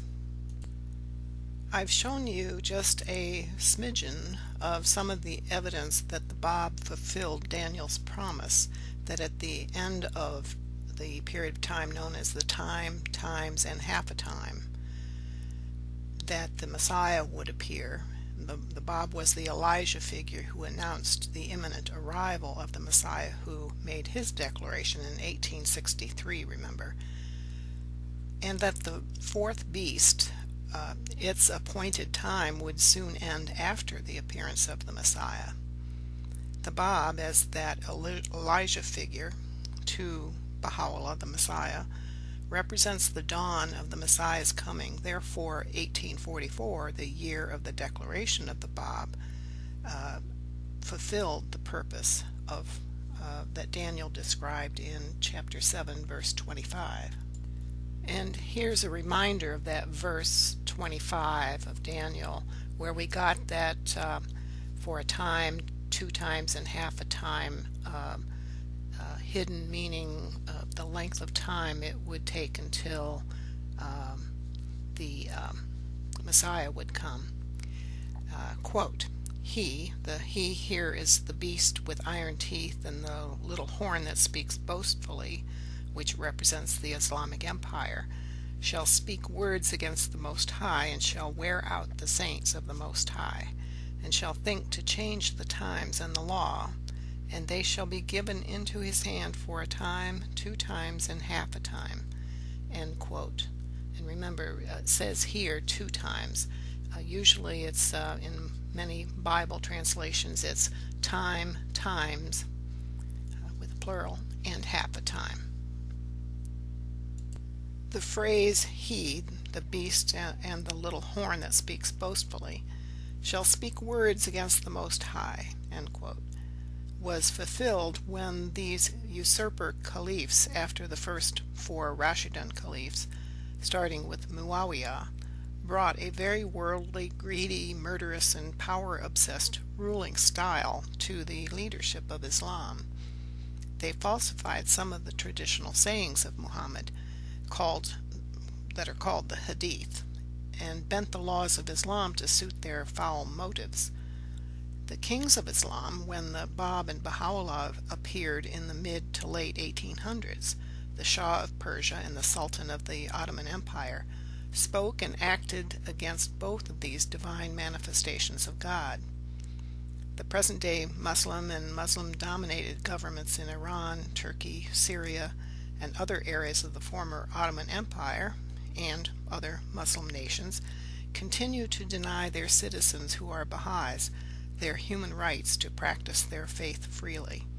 Iran especially practices persistent harassment and outright persecution of the Baha'is in that nation.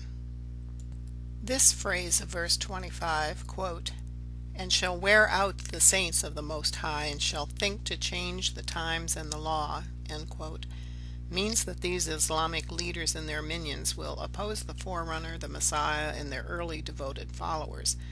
They thought their killing of the Bab and exiles and imprisonment of Baha'u'llah in remote areas would end God's plan. Thus, quote, change the times and the law, end quote. They utterly failed in their quest to change the times and eliminate the new Messiah's message and his faith, the Baha'i faith. the appearances of the Bab and Baha'u'llah and the ways the government and Muslim religious leaders reacted to and treated them fulfilled this prophecy of Daniel. And this last phrase in verse 25, quote, "And they shall be given into his hand for a time, times, and half a time," end quote.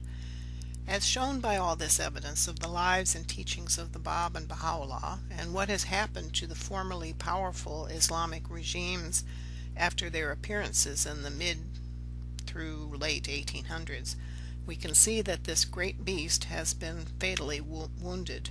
It will only be a matter of a little more time that the nations in this part of the world will continue to be controlled by Islamic forces. By forces, I mean more than just military forces. Rather, the unity of Islamic governance will ultimately fade away. ISIS may roar for a while, perhaps even decades, but they will not be successful in resurrecting a sustainable Islamic caliphate. On to Daniel chapter 7, verses 26 through 28, and this is the end of chapter 7, by the way, and you're probably very happy about that. Quote, "But the court will sit, and his power will be taken away and completely destroyed forever. Then the sovereignty, power, and greatness of all the kingdoms under heaven will be handed over to the holy people of the Most High. His kingdom will be an everlasting kingdom, and all rulers will worship and obey him."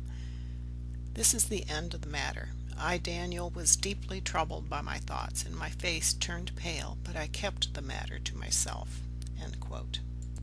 These last 3 verses summarize the end product of this process of the visitation of the 4 beasts that arose from the sea, the end product that has its effects on the sea and on the whole world.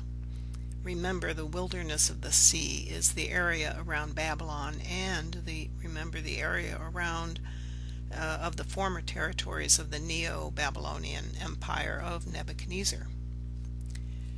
The real end of the matter is the appearance of the Messiah and the coming of the 7th millennium, wherein the peoples of the world will finally realize their unity under the one true God, and will endeavor to live by his holy ordinances brought by the Messiah of the latter days, Baha'u'llah. Let's hone in on verse 27, quote, "Then the sovereignty, power, and greatness of all the kingdoms under heaven will be handed over to the holy people of the Most High. His kingdom will be an everlasting kingdom, and all rulers will worship and obey him." End quote. Did you hear the sound of exploding heads? I realize that some of you watching this video and hearing, "Then the sovereignty, power, and greatness of all the kingdoms under heaven will be handed over to the holy people of the Most High," end quote, had your heads explode from the fear embedded in you from other inaccurate interpretations of Bible prophecies, wherein they preach of the coming of an Antichrist who will take over the world before the return of Christ. In their interpretation scenarios, the Christians in the world are persecuted and enslaved by this Antichrist. Please note, if that was your reaction, you have misunderstood what Daniel states here. Others may be worried about the part about handed over to the holy people. You may be wondering who we Baha'is think are the holy people to whom all the kingdoms are handed over, and or that we Baha'is are going to take over the world. Well, truthfully, we are hoping to take over the world, but not at all the way you may be thinking. And remember, the verse states that all the kingdoms will be handed over to the holy people of the Most High, not to the Antichrist or Satan. Whatever this means, and we'll explore that a bit, it is the will of God. So then, what do these verses mean if not that the Baha'is will take over the world and imprison those of other faiths, like the popular interpretations of Bible prophecies say will happen? Well, the holy people mentioned in verse 21 of chapter 7 as being defeated by the small horn were the imams of early Shia Islam. But here in verse 27, these holy people were those associated with the coming of the Ancient of Days, the Messiah, who were the Bab, Baha'u'llah, and their disciples. And they are no longer with us here on this earth. The holy people are not us average Baha'is, or we average Baha'is. We Baha'is are devoted to the Bab, Baha'u'llah, and the Baha'i faith. But we ordinary Baha'is are not the holy people that are being spoken of here. That term, holy people, is reserved for manifestations of God and their early saintly disciples. Just as when Jesus the Christ was killed on the cross with very few people on earth even knowing who he was, yet now, 2,000 years later, a quarter of the world's population considers themselves to be Christians, so will it be with the Bab and Baha'u'llah and their faith, the Baha'i faith. As of March of 2016, the Baha'i faith will be just 172 years old. Worldwide membership is about 6 million out of nearly 7 billion people on the planet. A little background here on some of the laws that Baha'u'llah brought to us from God, which we Baha'is are to follow, and that have bearing on our little discussion here. One of our chief tenets is that each individual is responsible for his or her own independent search for truth, one of the reasons why we have no clergy. Our teachings prohibit proselytizing. An individual has to make up his or her own mind whether to learn about the faith or to become a Baha'i. This is probably a reason why you may have never heard of the Baha'i faith before watching this video. We love to teach people about our faith and are encouraged to teach, but we are not to push it at people. Another teaching, that Abraham, Krishna, Zoroaster, Moses, Jesus, Buddha, and Muhammad were all manifestations of God, with revelations from God that varied depending on the needs of the people, times, and places to which they were sent by God. Baha'is are to honor the faiths of others and associate with all people with love and acceptance of their faiths, just as they are. In our teachings from Baha'u'llah, we are told that someday in the distant future, most of the world's population will be Baha'i, but not all, because we truly do not believe in forcing people to say they are Baha'is. You can't force someone to believe something. You can force them to say something, but you can't force them to believe it. And we don't believe in trying to force people to even say they are what they are not. Those who do not join up will be lovingly invited to participate in their societies, even though they are not Baha'is. We have assurances here from Daniel that God's kingdom on earth will follow God's laws, which includes loving each other.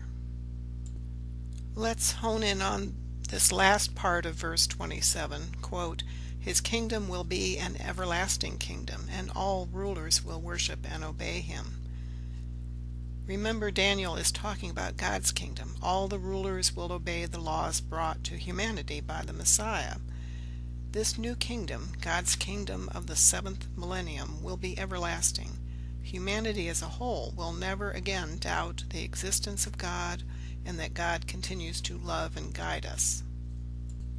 To learn more about the prophecy of the 7th millennium, watch another of my videos by that title, The Prophecy of the 7th Millennium. Go to YouTube, enter into the search box my channel name, which is what you see there, Integral Destiny 9. Then find and select that video. The video is about an hour in length.